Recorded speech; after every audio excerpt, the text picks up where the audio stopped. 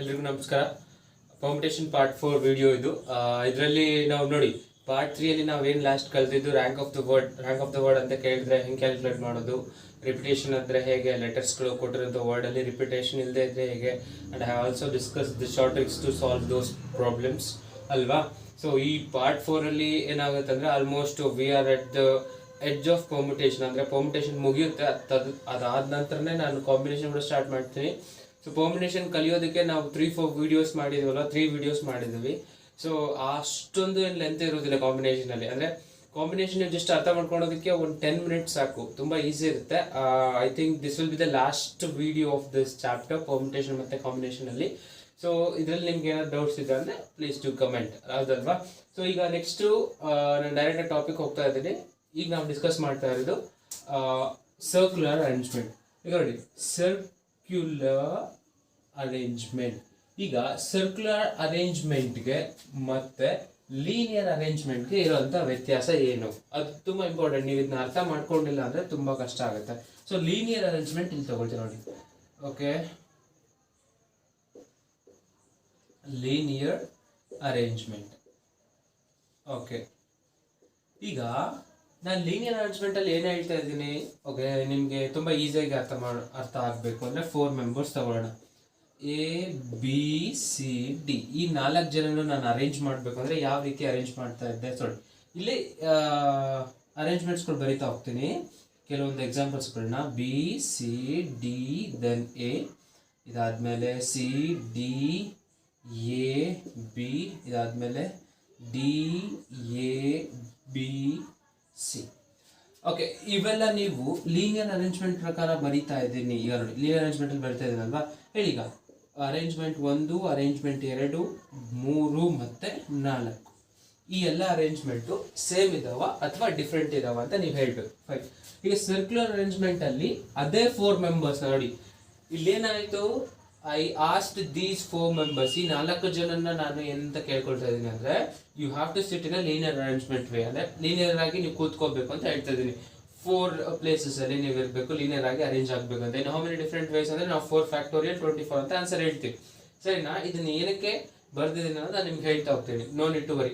ಈಗ ನೀವೇನು ಮಾಡಬೇಕು, ಈ ಎಲ್ಲ ಅರೇಂಜ್ಮೆಂಟ್ಗಳು ಸೇಮಾ ಅಥವಾ ಡಿಫ್ರೆಂಟಾ ಅಂತಂದೇಳಿ ನೀವು ನಂಗೆ ಹೇಳಬೇಕು, ಹೌದಲ್ವಾ. ಓಕೆ, ನೀವು ಥಿಂಕ್ ಮಾಡ್ತಾ ಇರಿ. ಸೊ ಇಲ್ಲೇ ನೋಡಿ, next circular arrangement. Circular arrangement ಅಲ್ಲಿ ಕೂಡ ಅದೇ ಪ್ರಶ್ನೆ ನಂದು. I ask these 4 members to sit around a circular table. ಅಂದರೆ ಈ 4 ಜನನೇ ಎ ಬಿ ಸಿ ಡಿ ಅವರನ್ನೇ ನೀವು ಸರ್ಕ್ಯುಲರ್ ಟೇಬಲ್ ಸುತ್ತ ಕೂತ್ಕೋಬೇಕು ಅಂತ ಹೇಳಿದಾಗ ಈ ರೀತಿ ಅರೇಂಜ್ಮೆಂಟ್ಗಳು ಬರ್ತಾ ಹೋಗ್ತವೆ. ಸೊ ಫಸ್ಟ್ ಅರೇಂಜ್ಮೆಂಟ್ ಬರ್ತಿದ್ದೀನಿ, ಸೆಕೆಂಡ್ ಅರೇಂಜ್ಮೆಂಟ್ ಈ ಕಡೆ ಬರಿತಾ ಇದ್ದೀನಿ ನೋಡಿ. A, this is B, then C, ಇಲ್ಲಿ ಡಿ. ಓಕೆ, 2 ಅರೇಂಜ್ಮೆಂಟ್ ಅದು. ಸೊ ಥರ್ಡ್ ಅರೇಂಜ್ಮೆಂಟ್, ಈಗ ಇಲ್ಲಿ ಎ ಬರ್ತಾರೆ, ಇಲ್ಲಿ ಬಿ, ಇಲ್ಲಿ ಸಿ, ದೆನ್ ಇಲ್ಲಿ ಡಿ. ಸೊ ಅದೇ ರೀತಿ ಇಲ್ಲಿ ಲಾಸ್ಟ್ ಅರೇಂಜ್ಮೆಂಟ್. ಓಕೆ, ಇಲ್ಲಿ A B C D. Okay, already ನಿಮಗೆ ಆನ್ಸರ್ ಸಿಕ್ಕಿದೆ ಅಲ್ವಾ. ನೋಡಿ, ನೀವೇನು ಹೇಳ್ತಾ ಇದ್ದೀರಾ, ಈ 4 ಅರೇಂಜ್ಮೆಂಟ್ ಸೇಮ್ ಅಲ್ಲ ಅಂತ ಹೇಳ್ತಾ ಇದ್ದೀರಾ, ಹೌದು ತಾನೆ? ಯಾಕೆ ಅಂದರೆ first arrangement sir A left ಸೈಡಿಗೆ ಕೂತಿದೆ, ಅಂದರೆ ಲೆಫ್ಟ್ ಎಂಡ್ಗೆ ಎ ಇದೆ, ರೈಟ್ ಎಂಡ್ಗೆ ಡಿ ಇದೆ ಸರ್ ಫಸ್ಟ್ ಅರೇಂಜ್ಮೆಂಟ್ ಅಲ್ಲಿ. ಸೆಕೆಂಡ್ ಅರೇಂಜ್ಮೆಂಟ್ ಅಲ್ಲಿ ಲೆಫ್ಟ್ ಎಂಡ್ಗೆ ಬಿ ಇದೆ, ರೈಟ್ ಎಂಡ್ಗೆ ಎ ಇದೆ. ಸೊ ಲೀನಿಯರ್ ಅರೇಂಜ್ಮೆಂಟ್ಗಳು ಈ 4 ಸೇಮ್ ಅಲ್ಲ ನೀವು ಹೇಳ್ತಾ ಇದ್ರ. ಕರೆಕ್ಟ್, ನೀವೇನು ಹೇಳ್ತಾ ಇದ್ರ ಅದು ಸತ್ಯ ಇದೆ. ಇಲ್ಲಿ ನೋಡಿ, ಯಾವಾಗ ನೀವು ಸರ್ಕ್ಯುಲರ್ ಅರೇಂಜ್ಮೆಂಟ್ ಬಗ್ಗೆ ನೋಡ್ತಾ ಬಂದಾಗ ಫಸ್ಟ್, ಸೆಕೆಂಡ್ ಮತ್ತೆ ಥರ್ಡ್, ಫೋರ್ತ್ ಅದೇ 4 ಜನನೇ ಅರೇಂಜ್ ಮಾಡ್ತಾ ಹೋಗ್ತಾ ಇದ್ದೀನಿ. ಈಗ ನೀವೇನು ಹೇಳ್ತೀರಾ, ಈ 4 ಅರೇಂಜ್ಮೆಂಟ್ ಸೇಮ್ ಅಂತಾನೆ ಹೇಳ್ತಾ ಇದ್ದೀರಾ, ಹೌದು ತಾನೆ? ಈ 4 ಅರೇಂಜ್ಮೆಂಟು ಸೇಮ್ ಅಂತ ಹೇಳ್ತಾ ಇದ್ರೆ ಹೇಗೆ? ಈಗ ನೋಡಿ, ಇದೇ ಸರ್ಕಲ್ನ ನಾನು ಕ್ಲಾಕ್ ವೈಸ್ 90 ಡಿಗ್ರಿ ರೊಟೇಟ್ ಮಾಡ್ದ ಅಂದ್ರೆ ಈ ಶೇಪಿಗೆ ಬರುತ್ತೆ, ಹೌದು ತಾನೆ? ಸೊ ಅದೇ ಈ ಸೆಕೆಂಡ್ ಡಯಾಗ್ರಾಮ್ನ ಮತ್ತೆ ಕ್ಲಾಕ್ ವೈಸ್ 90 ಡಿಗ್ರಿ ರೊಟೇಟ್ ಮಾಡ್ತಾ ಅಂದ್ರೆ ನಮಗೆ ಥರ್ಡ್ ಶೇಪ್ ಸಿಗುತ್ತೆ. ಇದನ್ನ ಮತ್ತೆ 90 ಡಿಗ್ರಿ ಕ್ಲಾಕ್ ವೈಸ್ ರೊಟೇಟ್ ಮಾಡಿದ್ರೆ 4 ಶೇಪ್ ಸಿಗುತ್ತೆ, ಅದಲ್ಲ? ಈ ಅರೇಂಜ್ಮೆಂಟ್ ಗಳು ಸಿಗ್ತವೆ. ಸೊ ಏನಾಗುತ್ತೆ ಅಂದ್ರೆ, ಸಪೋಸ್ ಇಲ್ಲಿ ನೋಡಿ 4 ಜನ ಇದ್ರು, 4 ಜನನ ನಾನು ಲೀನಿಯರ್ ಅರೇಂಜ್ಮೆಂಟ್ ಮಾಡಿದೆ. ಎಟ್ ಎ ಸೇಮ್ ಟೈಮ್ ಅದೇ ಟೈಮಲ್ಲಿ ನಾನು ಏನು ಮಾಡಿದೆ, ಸರ್ಕ್ಯುಲರ್ ಅರೇಂಜ್ಮೆಂಟ್ ಕೂಡ ಮಾಡಿದೆ. ಈಗ 4 ಜನನ ಸರ್ಕ್ಯುಲರ್ ಅರೇಂಜ್ಮೆಂಟ್ ಅಲ್ಲಿ ಅರೇಂಜ್ ಮಾಡಿದಾಗ ಏನಾಯ್ತು, ನನಗೆ 4 arrangements var same. 4 arrangements var same. ಇದು ತುಂಬಾ ಇಂಪಾರ್ಟೆಂಟ್ ಆಗುತ್ತೆ. ಅಂದ್ರೆ ಈ 4 ಅರೇಂಜ್ಮೆಂಟ್ ಸೇಮೇ ಬಂದು ನಂಗೆ. ಸೊ ಹಾಗಾಗ್ಬಿಟ್ಟು ಈಗ ನೋಡಿ ಇಲ್ಲಿ ಲೀನಿಯರ್ ಅರೇಂಜ್ಮೆಂಟ್ ಅಲ್ಲಿ ಏನಂತ ಹೇಳ್ತಾ ಇದ್ರ, ವಿ ಹ್ಯಾವ್ 4 ಎಲಿಮೆಂಟ್ಸ್ ಅಥವಾ 4 members, so in how many different ways we can arrange them ಅಂತ ಕೇಳಿದಾಗ 4 ಜನ ಇದ್ದಾರೆ, in 4 different factorial ways we can arrange them ಅಂತ ಹೇಳ್ತಾ ಇದ್ರೆ ಬಾಕ್ಸ್ ಅಲ್ಲಿ ಬರ್ದಿರೋ. ಲೀನಿಯರ್ ಅರೇಂಜ್ಮೆಂಟ್ ಅಲ್ಲಿ ಏನಾಯ್ತು, 4 ಎಲಿಮೆಂಟ್ಸ್ ಇದ್ರೆ 4 ಫ್ಯಾಕ್ಟೋರಿಯಲ್ ವೇಸ್ ಅಲ್ಲಿ ಅರೇಂಜ್ ಮಾಡ್ಬೋದು. ಅದೇ ಸರ್ಕ್ಯುಲರ್ ಅರೇಂಜ್ಮೆಂಟ್ ಅಂತ ಬಂದಾಗ ಏನಾಗುತ್ತೆ, ಆಕ್ಚುಲಿ ಇಲ್ಲಿ ಕೂಡ ಸೇಮ್ ಆಗ್ಬೇಕು, ಹೌದು ತಾನೆ? ಇಲ್ಲಿ 4 ಜನ ಇದ್ದಾರೆ ಅಂದ್ರೆ ನನಗೆ ಇಲ್ಲಿ ಆನ್ಸರ್ ಏನ್ ಬರ್ಬೇಕು, ಸೊ ಇಲ್ಲಿ ಬರೀತೀನಿ ನೋಡಿ. ಸೊ 4 ಫ್ಯಾಕ್ಟೋರಿಯಲ್ ವೇಸ್ ಅಲ್ಲೇ ನಾನು ಅರೇಂಜ್ ಮಾಡಬಹುದು. ಆದ್ರೆ ಇಲ್ಲಿ ನಾವು ಏನ್ ಅಬ್ಸರ್ವ್ ಮಾಡ್ತಾ ಇದೀವಿ ಅಂದ್ರೆ, ಸೊ ಈ 4 ಎಲಿಮೆಂಟ್ಸ್ ನ ಇಟ್ಕೊಂಡು ನಾವೇನ್ ಸರ್ಕ್ಯುಲರ್ ಅರೇಂಜ್ಮೆಂಟ್ ಮಾಡ್ತಾ ಇದೀವಲ್ವಾ, ಇಷ್ಟರಲ್ಲಿ 4 ಅರೇಂಜ್ಮೆಂಟ್ಸ್ ಗಳು ಸೇಮ್ ಬರ್ತಾ ಇದಾವೆ, ಹೌದು ತಾನೆ? ಹಾಗಾಗಿ ಇದನ್ನ ನೀವು 4 ಇಂದ ಡಿವೈಡ್ ಮಾಡಬೇಕು. 4 ಫ್ಯಾಕ್ಟೋರಿಯಲ್ ನ 4 ಇಂದ ಡಿವೈಡ್ ಮಾಡಿದಾಗ ನನಗೆ ಏನ್ ಸಿಗುತ್ತೆ, 3 ಫ್ಯಾಕ್ಟೋರಿಯಲ್ ಸಿಗುತ್ತೆ. ಅರ್ಥ ಆಯ್ತಾ? ಸೊ ಸರ್ ತುಂಬಾ ಕನ್ಫ್ಯೂಷನ್ ಆಗ್ತಾ ಇದೆ ಅಂತ ಹೇಳ್ತಿರ್ಬೋದು. ಇಷ್ಟು ಮಾತ್ರ ನೆನ್ಪಿಟ್ಕೊಳ್ಳಿ, ಲೀನಿಯರ್ ಅರೇಂಜ್ಮೆಂಟ್ ಅಲ್ಲಿ ನಿಮ್ಗೆ ಎನ್, ಓಕೆ ಇಲ್ಲಿ ಬರೀತಾ ಇದೆ ನೋಡಿ, ಲೀನಿಯರ್ ಅರೇಂಜ್ಮೆಂಟ್ ಅಲ್ಲಿ ನಿಮ್ಗೆ ಎನ್ ಎಲಿಮೆಂಟ್ಸ್ ಇದಾವೆ ಅಂತಂದ್ರೆ ಎನ್ ಫ್ಯಾಕ್ಟೋರಿಯಲ್ ವೇಸ್ ಅಲ್ಲಿ ನೀವು ಅರೇಂಜ್ ಮಾಡ್ಬೋದು. ಓಕೆನಾ? ಸೊ ಸರ್ಕ್ಯುಲರ್ ಅರೇಂಜ್ಮೆಂಟ್ ಇಲ್ಲೇ ಬರೀತೀನಿ, ನಿಮ್ಗೆ ಹೆಲ್ಪ್ ಆಗುತ್ತೆ. ಸೊ ಸರ್ಕ್ಯುಲರ್ ಅರೇಂಜ್ಮೆಂಟ್ ಅಲ್ಲಿ ಏನಾಗುತ್ತೆ ಅಂದ್ರೆ, if you have n elements in circular arrangement means you have to arrange n elements around the circular table or any circular path, ಹೌದಲ್ವಾ? ಸೊ ಆ ಟೈಮಲ್ಲಿ ನೀವು ಅರೇಂಜ್ ಮಾಡ್ತಾ ಇದ್ರೆ ಅಂದ್ರೆ ನಿಮ್ಮ ಆನ್ಸರ್ ಏನಾಗಿರ್ಬೇಕು, n minus 1 factorial. This is very important. ಇಲ್ಲಿ ಜಸ್ಟ್ n ಫ್ಯಾಕ್ಟೋರಿಯಲ್ ಆಗಬೇಕು, ಇಲ್ಲಿ n minus 1 ಫ್ಯಾಕ್ಟೋರಿಯಲ್ ಆಗಬೇಕು. ಇದು ತುಂಬಾ ಇಂಪಾರ್ಟೆಂಟ್ ಆಗುತ್ತೆ. ಅರ್ಥ ಆಯ್ತಾ? ಯಾಕೆ ಇಲ್ಲಿ n minus 1 ಫ್ಯಾಕ್ಟೋರಿಯಲ್ ತಗೊಳ್ತೀವಿ ಅಂದ್ರೆ, n ಎಲಿಮೆಂಟ್ಸ್ ಇದಾವೆ, ಇಲ್ಲಿ ಎಕ್ಸ್ಪ್ಲೇನ್ ಮಾಡ್ತೀನಿ ನೋಡಿ. n ಎಲಿಮೆಂಟ್ಸ್ ಇದಾವೆ ಅಂದ್ರೆ n ಫ್ಯಾಕ್ಟೋರಿಯಲ್ ವೇಸ್ ಬರಬೇಕು. ಆದ್ರೆ n ಎಲಿಮೆಂಟ್ಸ್ ಅನ್ನ ನೀವು ಅರೇಂಜ್ ಮಾಡಿದಾಗ ನಿಮ್ಗೆ n ಅರೇಂಜ್ಮೆಂಟ್ ಸೇಮ್ ಬರ್ತವೆ, ಹೌದು ತಾನೆ? n factorial divided by n ಮಾಡಿದಾಗ ನಿಮ್ಗೆ ಆನ್ಸರ್ ಏನ್ ಬರುತ್ತೆ, n minus 1 ಫ್ಯಾಕ್ಟೋರಿಯಲ್ ಬರುತ್ತೆ. ಇದೇ ಆನ್ಸರ್ನೇ ನಾನು ಅಲ್ಲಿ ಇಂಪಾರ್ಟೆಂಟ್ ಬಾಕ್ಸ್ ಅಲ್ಲಿ ಬರ್ದಿರೋದು. So I will block it here it sir, so that you can understand easily. So ಇದನ್ನ ಈ ರೀತಿ ಬ್ಲಾಕ್ ಮಾಡಿದ್ರೆ ನಿಮ್ಗೆ ಗೊತ್ತಾಗುತ್ತೆ ಈಸಿಯಾಗಿ. ಸೊ ಲೀನಿಯರ್ ಅರೇಂಜ್ಮೆಂಟ್ ಅಲ್ಲಿ, ಓಕೆ, ಲೀನಿಯರ್ ಅರೇಂಜ್ಮೆಂಟ್ ಅಲ್ಲಿ n ಎಲಿಮೆಂಟ್ಸ್ ಇದ್ರೆ n ಫ್ಯಾಕ್ಟೋರಿಯಲ್ ಬೇಸ್ ಅಲ್ಲಿ ನೀವು ಅರೇಂಜ್ ಮಾಡಬಹುದು. ಸರ್ಕ್ಯುಲರ್ ಅರೇಂಜ್ಮೆಂಟ್ ಅಲ್ಲಿ n ಎಲಿಮೆಂಟ್ಸ್ ಇತ್ತಂದ್ರೆ n minus 1 ಫ್ಯಾಕ್ಟೋರಿಯಲ್ ಬೇಸ್ ಅಲ್ಲಿ ನೀವು ಇದನ್ನ ಅರೇಂಜ್ ಮಾಡಬಹುದು. ಸಪೋಸ್ ಈಗ ನೋಡಿ 7 ಮೆಂಬರ್ಸ್ ಇದ್ದಾರೆ ಅನ್ಕೊಳ್ಳಿ, 7 ಮೆಂಬರ್ಸ್ ಇದ್ದಾರೆ, ಇಲ್ಲಿಗೆ ಕಂಪ್ಲೀಟ್ ಆಯ್ತು. ಒಂದು ಎಕ್ಸಾಂಪಲ್ ಕೊಡ್ತಾ ಇದ್ದೀನಿ. 7 ಮೆಂಬರ್ಸ್ ಇದ್ದಾರೆ ಅಂದ್ರೆ 7 ಎಲಿಮೆಂಟ್ಸ್ ನಿಮ್ಮ ಹತ್ರ ಇದಾವೆ ಅಂದ್ರೆ ಲೀನಿಯರ್ ಅರೇಂಜ್ಮೆಂಟ್ ಅಲ್ಲಿ 7 ಫ್ಯಾಕ್ಟೋರಿಯಲ್ ಬೇಸ್ ಅಲ್ಲಿ ನೀವು ಅರೇಂಜ್ ಮಾಡಬಹುದು. ಅರ್ಥ ಆಗ್ತಿದೆನಾ? ಅದೇ ಲೀನಿಯರ್ ಅರೇಂಜ್ಮೆಂಟ್ ಅಲ್ಲಿ ಆಯ್ತು. ಸರ್ಕ್ಯುಲರ್ ಅರೇಂಜ್ಮೆಂಟ್ ಅಲ್ಲಿ 7 ಮೆಂಬರ್ಸ್ ಅಥವಾ 7 ಎಲಿಮೆಂಟ್ಸ್ ಇದಾವೆ, you have to arrange them around circular table. ಒಂದು ಸರ್ಕ್ಯುಲರ್ ಟೇಬಲ್ ಸುತ್ತ ನೀವು ಇವ್ರನ್ನ ಅಂದ್ರೆ 7 ಜನನ ಅರೇಂಜ್ ಮಾಡ್ತಾ ಇದ್ದೀರಾ, ಅಥವಾ 7 ಎಲಿಮೆಂಟ್ಸ್ ನ ಸರ್ಕ್ಯುಲರ್ ಸುತ್ತ ಅರೇಂಜ್ ಮಾಡ್ತಾ ಇದ್ರೆ ಅಂದ್ರೆ ನಿಮ್ಗೆ ಆನ್ಸರ್ ಏನಾಗಬೇಕು, 7 minus 1 ಫ್ಯಾಕ್ಟೋರಿಯಲ್. ಹಾಗಾದ್ರೆ ಏನಾಗಬೇಕು ಇಲ್ಲಿ ಆನ್ಸರ್ 6 ಫ್ಯಾಕ್ಟೋರಿಯಲ್ ಆಗಬೇಕು. ಇದು ನಿಮಗೆ ನೆನಪಿರ್ಬೇಕು. 7 ಮೆಂಬರ್ಸ್ ಇದ್ರೆ 6 ಫ್ಯಾಕ್ಟೋರಿಯಲ್. ಸರ್ಕ್ಯುಲರ್ ಅರೇಂಜ್ಮೆಂಟ್ ಬಗ್ಗೆ ಮಾತಾಡ್ತಿದ್ದೀನಿ. 8 ಮೆಂಬರ್ಸ್ ಇದ್ರೆ 7 ಫ್ಯಾಕ್ಟೋರಿಯಲ್, 27 ಇದ್ರೆ 26 ಫ್ಯಾಕ್ಟೋರಿಯಲ್, 97 ಇದ್ರೆ 96 ಫ್ಯಾಕ್ಟೋರಿಯಲ್. ಎಷ್ಟಾದ್ರೂ ಇಲ್ಲಿ 1 ಮೈನಸ್ ಮಾಡ್ಬಿಟ್ಟು ಫ್ಯಾಕ್ಟೋರಿಯಲ್ ಬೇಸ್ ಸರ್ಕ್ಯುಲರ್ ಅರೇಂಜ್ಮೆಂಟ್ ಅಲ್ಲಿ ಬರೀತಾ ಹೋಗ್ಬೇಕು. ಕ್ಲಿಯರ್ ಅಲ್ವಾ? This is the major difference between linear arrangement and circular arrangement. So ನಿಮ್ಗೆ ಅರ್ಥ ಆಯ್ತು ಅಂತ ಅನ್ಕೊಂಡಿದ್ದೀನಿ. ಈಗ ಲೀನಿಯರ್ ಅರೇಂಜ್ಮೆಂಟ್ ಅಲ್ಲಿ ನಾವು 100% ಎಲ್ಲ ಕಾನ್ಸೆಪ್ಟ್ಸ್ ಗಳನ್ನ ಕವರ್ ಮಾಡಿದೀವಿ. ಸರ್ಕ್ಯುಲರ್ ಅರೇಂಜ್ಮೆಂಟ್ ಅಲ್ಲಿ ಬರೋದು ಎರಡೇ ಕಾನ್ಸೆಪ್ಟ್, ಅದು ತುಂಬಾ ಈಸಿ ಇದೆ ನಿಮ್ಗೆ. ಯಾವಾಗ ಬರುತ್ತೆ ಅಂದ್ರೆ ಒಂದ್ ಕಂಡೀಷನ್ ಅಲ್ಲಿ ನಾವ್ ಏನ್ ಮಾಡ್ತೀವಿ, ಕ್ಲಾಕ್ ವೈಸ್ ಮತ್ತೆ ಆಂಟಿ ಕ್ಲಾಕ್ ವೈಸ್ ಡೈರೆಕ್ಷನ್ಸ್ ಅಥವಾ ಕ್ಲಾಕ್ ವೈಸ್ ಅಥವಾ ಆಂಟಿ ಕ್ಲಾಕ್ ವೈಸ್ ಅರೇಂಜ್ಮೆಂಟ್ಸ್ ನ ಸೇಮ್ ಅಂತ ಕನ್ಸಿಡರ್ ಮಾಡ್ಕೊಳ್ಳೋದು, ಇನ್ನೊಂದ್ರಲ್ಲಿ ಡಿಫ್ರೆಂಟ್ ಅಂತ ಕನ್ಸಿಡರ್ ಮಾಡ್ಕೊಳ್ಳೋದು. ಓಕೆನಾ? ಈಗ ನಿಮ್ಗೆ ಆನ್ಸರ್ ಅಂತ ಗೊತ್ತಾಯ್ತು. ಯಾವುದು n ಎಲಿಮೆಂಟ್ಸ್ ಇದಾವೆ, in how many different ways you can arrange them ಅಂದ್ರೆ n minus 1 ಫ್ಯಾಕ್ಟೋರಿಯಲ್ ವೇಸ್ ಅಂತ ಹೇಳಿ ಇದೆ ಫಸ್ಟ್ ಕಂಡೀಷನ್ ನಿಮ್ಗೆ ಇಲ್ಲಿ ಕಂಪ್ಲೀಟ್ ಆಯ್ತು. ಓಕೆನಾ? ದಿಸ್ ಇಸ್ ಫಸ್ಟ್ ಕಂಡೀಷನ್, ಏನು n minus 1 factorial. Okay, second condition ಅಲ್ಲಿ ಏನಾಗುತ್ತೆ ಅಂತಂದ್ರೆ, ಫೈನ್ ನೋಡಿ, ಸೆಕೆಂಡ್ ಕಂಡೀಷನ್ ಅಲ್ಲಿ ಏನು ಅಂದ್ರೆ ಕ್ಲಾಕ್ ವೈಸ್ ಮತ್ತೆ ಆಂಟಿ ಕ್ಲಾಕ್ ವೈಸ್ ಅರೇಂಜ್ಮೆಂಟ್ಸ್ ನ ನಾವು ಸೇಮ್ ಅಂತ ಅನ್ಕೊಳ್ಳೋದು. ಅಂದ್ರೆ ಕಂಡೀಷನ್ ಅಲ್ಲೇ ಕೊಟ್ಟಿರ್ತಾರೆ, if we are assuming that clockwise and anti clock wise directions clockwise and anti clock wise arrangements are same ಅಂತ ಹೇಳ್ತಾರೆ. ಕ್ಲಾಕ್ ವೈಸ್ ಬರೋದು ಮತ್ತೆ ಆಂಟಿ ಕ್ಲಾಕ್ ವೈಸ್ ಬರೋದು, ಎರಡು ಅರೇಂಜ್ಮೆಂಟ್ಸ್ ಗಳು ಸೇಮ್ ಅಂತಂದು ಅಸ್ಯೂಮ್ ಮಾಡ್ಕೊಂಡ್ರೆ ಎಷ್ಟು ಅರೇಂಜ್ಮೆಂಟ್ಸ್ ಗಳು ಬರ್ತಾವೆ ಅಂತ ಪ್ರಶ್ನೆಯಲ್ಲೇ ಕೇಳ್ತಾರೆ. ಸೊ ಆ ಟೈಮಲ್ಲಿ ಹಿಂಗ್ ಸಾಲ್ವ್ ಮಾಡೋದು. ಇದು ನೋಡಿ, ಈಗ ಡಯಾಗ್ರಾಮ್ ಬರೀತೀನಿ, ಇಲ್ಲಿ ಎರಡು ಸೇಮ್ ಅಥವಾ ಡಿಫ್ರೆಂಟ್ ಅಂತ ಹೇಳಿ. ಓಕೆ, ಸೊ ಫಸ್ಟ್ ಅರೇಂಜ್ಮೆಂಟ್ ಇಲ್ಲಿ A B C, this is D and then here it is E, first arrangement. Okay, so ಇನ್ನೊಂದು ಅರೇಂಜ್ಮೆಂಟ್ ಈ ಕಡೆ ಬರೀತಾ ಇದ್ದೀನಿ. ಓಕೆ, ಒಂಚೂರು ಮೊಟ್ಟೆದಲ್ಲ ಬಂತಲ್ವಾ, ಇಟ್ಸ್ ಓಕೆ ಫೈನ್. ಅಷ್ಟೊಂದು ಎಕ್ಸಾಕ್ಟ್ ಆಗಿ ಡ್ರಾ ಮಾಡಕ್ ಬರ್ತಿಲ್ಲ, I am poor at drawing, please don't mind. Okay, ಇನ್ನೊಂದು ಅರೇಂಜ್ಮೆಂಟ್ ಏನಾಗುತ್ತೆ ಅಂದ್ರೆ ಇಲ್ಲಿ ಎ ಬರಿತೀನಿ, ದೆನ್ ಇಲ್ಲಿ ಇ ಡಿ, ಅಂದ್ರೆ ಈ ರೀತಿ ಅರೇಂಜ್ಮೆಂಟ್ ಮಾಡ್ತಾ ಹೋಗ್ತೀನಿ, A B C D E. Okay, ನೋಡಿ ಈಗ ಅರೇಂಜ್ಮೆಂಟ್ ಇಲ್ಲಿ ಏನಾಯ್ತು, ಕೌಂಟರ್ ಕ್ಲಾಕ್ ವೈಸ್ ಹಿಂಗೆ ಹೋಗ್ತಾ ಇದೆ. ಸೊ ಇಲ್ಲಿ ಕ್ಲಾಕ್ ವೈಸ್ ಬರ್ತಾ ಇದೆ, ಅಂದ್ರೆ ಗಡಿಯಾರ ರೀತಿಲಿ ನಾವು ಕನ್ಸಿಡರ್ ಮಾಡ್ತಾ ಇದೀವಿ ಅರೇಂಜ್ಮೆಂಟ್ ಅಂತಂದ್ರೆ ಅವಾಗ ನಾವು ಕ್ಲಾಕ್ ವೈಸ್ ಅಂತ ಹೇಳ್ತೀವಿ. ಅದ್ರ ವಿರುದ್ಧವಾಗಿ ಹೋಗ್ತಾ ಇದೀವಿ ಅಂದ್ರೆ ಆಂಟಿ ಕ್ಲಾಕ್ ವೈಸ್ ಅಂತ ಹೇಳ್ತೀವಿ ಅಷ್ಟೇ. ನೋಡಿ, ಆಂಟಿ ಕ್ಲಾಕ್ ವೈಸ್ ಮತ್ತೆ ಕ್ಲಾಕ್ ವೈಸ್ ಡೈರೆಕ್ಷನ್ಸ್ ಇಲ್ಲಿ ನಾವು ಸೇಮ್ ಅಂತ ಅನ್ಕೊಂಡ್ರೆ, ಅಂದ್ರೆ ಈ ಡೈರೆಕ್ಷನ್ ಹೋದಾಗ ಅರೇಂಜ್ಮೆಂಟ್ ಗಳು ಸೇಮ್ ಅಂತ ಅನ್ಕೊಂಡ್ರೆ, ಅರ್ಥ ಆಯ್ತಾ? ಕನ್ಸಿಡರಿಂಗ್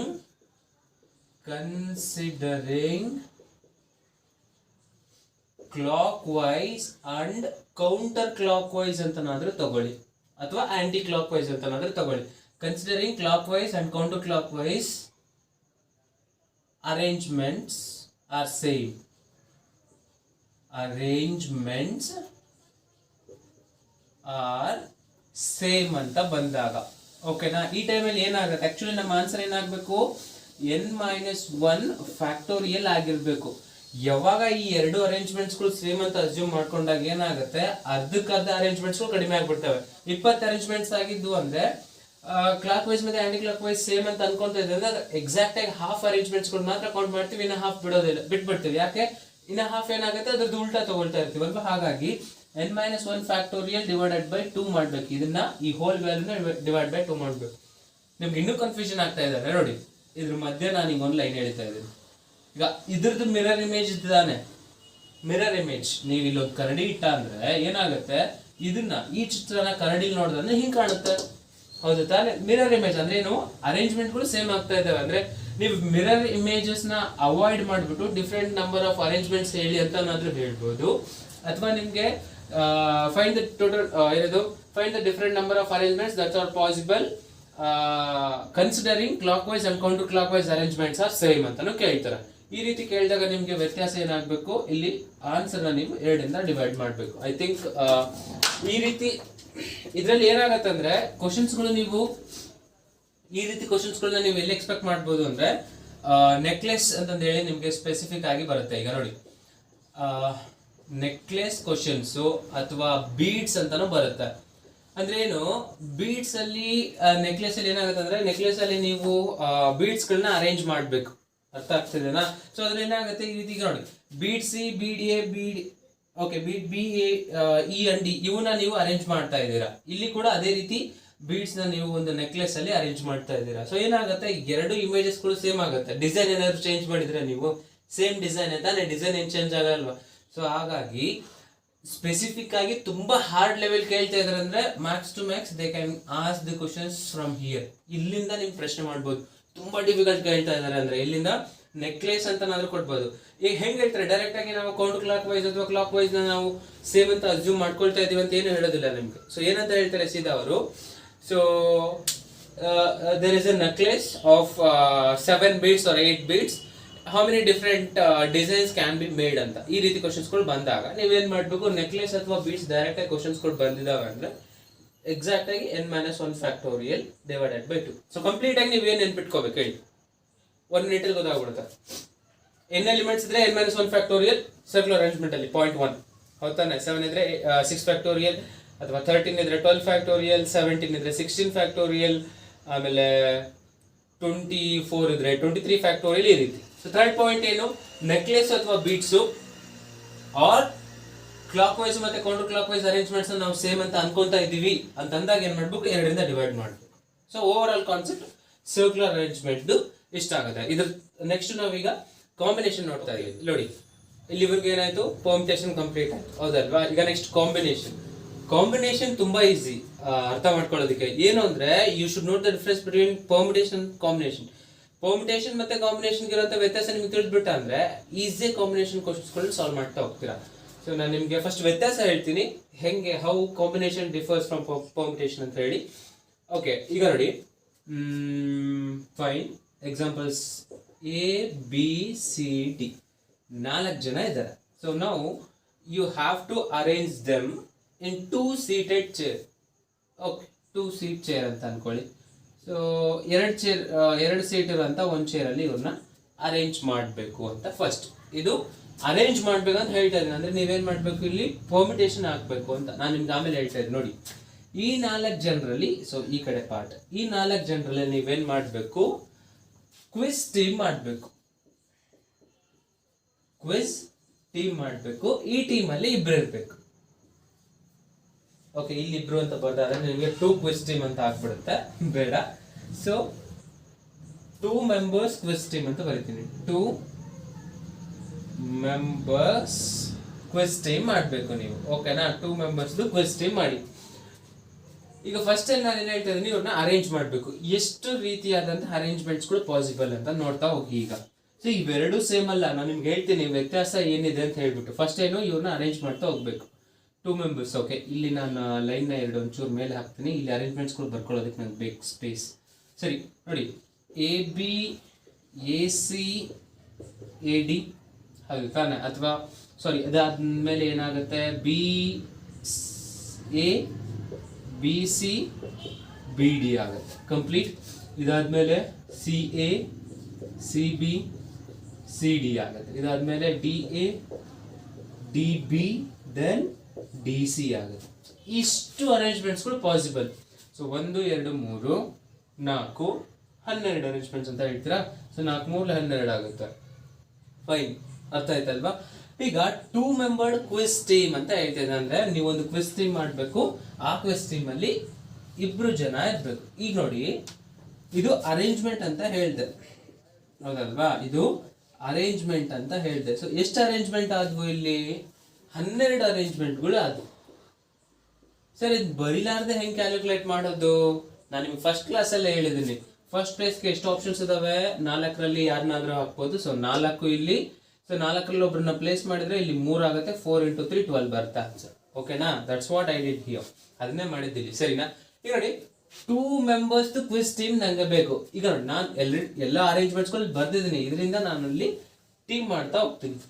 ಸರಿ, ಎ ಬಿ 1 ಟೀಮ್ ಆಗ್ಬೋದು, ಎ ಸಿ 1 ಟೀಮ್ ಆಗ್ಬೋದು, ಎ ಡಿ 1 ಟೀಮ್ ಆಗ್ಬೋದು. ಅಲ್ಲಿ ಬರಿತಾ ಹೋಗ್ತೀನಿ ನೋಡಿ, ಯಾವ್ಯಾವು ಎ ಬಿ ಆಗ್ಬೋದು, ಎ ಸಿ ಆಗ್ಬೋದು, ಅಥವಾ ಎ ಡಿ ಒಂದು ಕ್ವಿಜ್ ಟೀಮ್ಗಳು ಆಗ್ಬೋದು.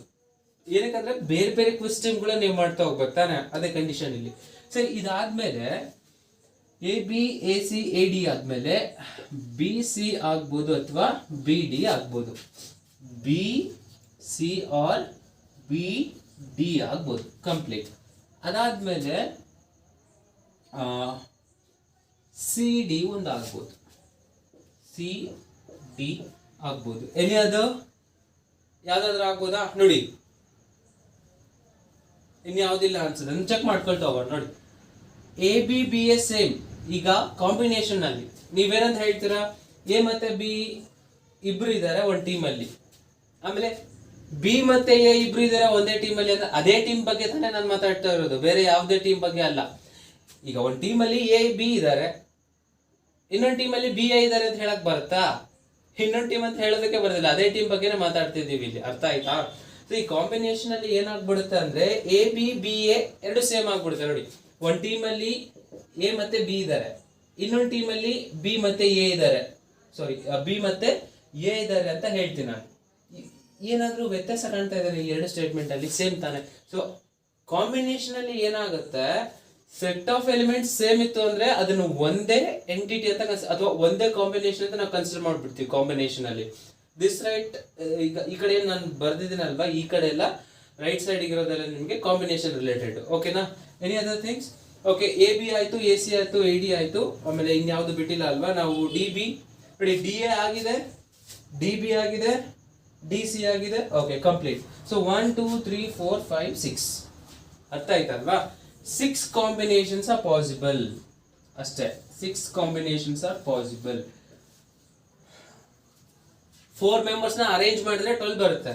4 ಮೆಂಬರ್ಸ್ ಅಲ್ಲಿ 2 ಮೆಂಬರ್ಸ್ ಕಾಂಬಿನೇಷನ್ ತೆಗಿತಾ ಹೋದ್ರೆ ನಿಮಗೆ 6 ಆನ್ಸರ್ ಸಿಗುತ್ತೆ. ಅರ್ಥ ಆಯ್ತಾ?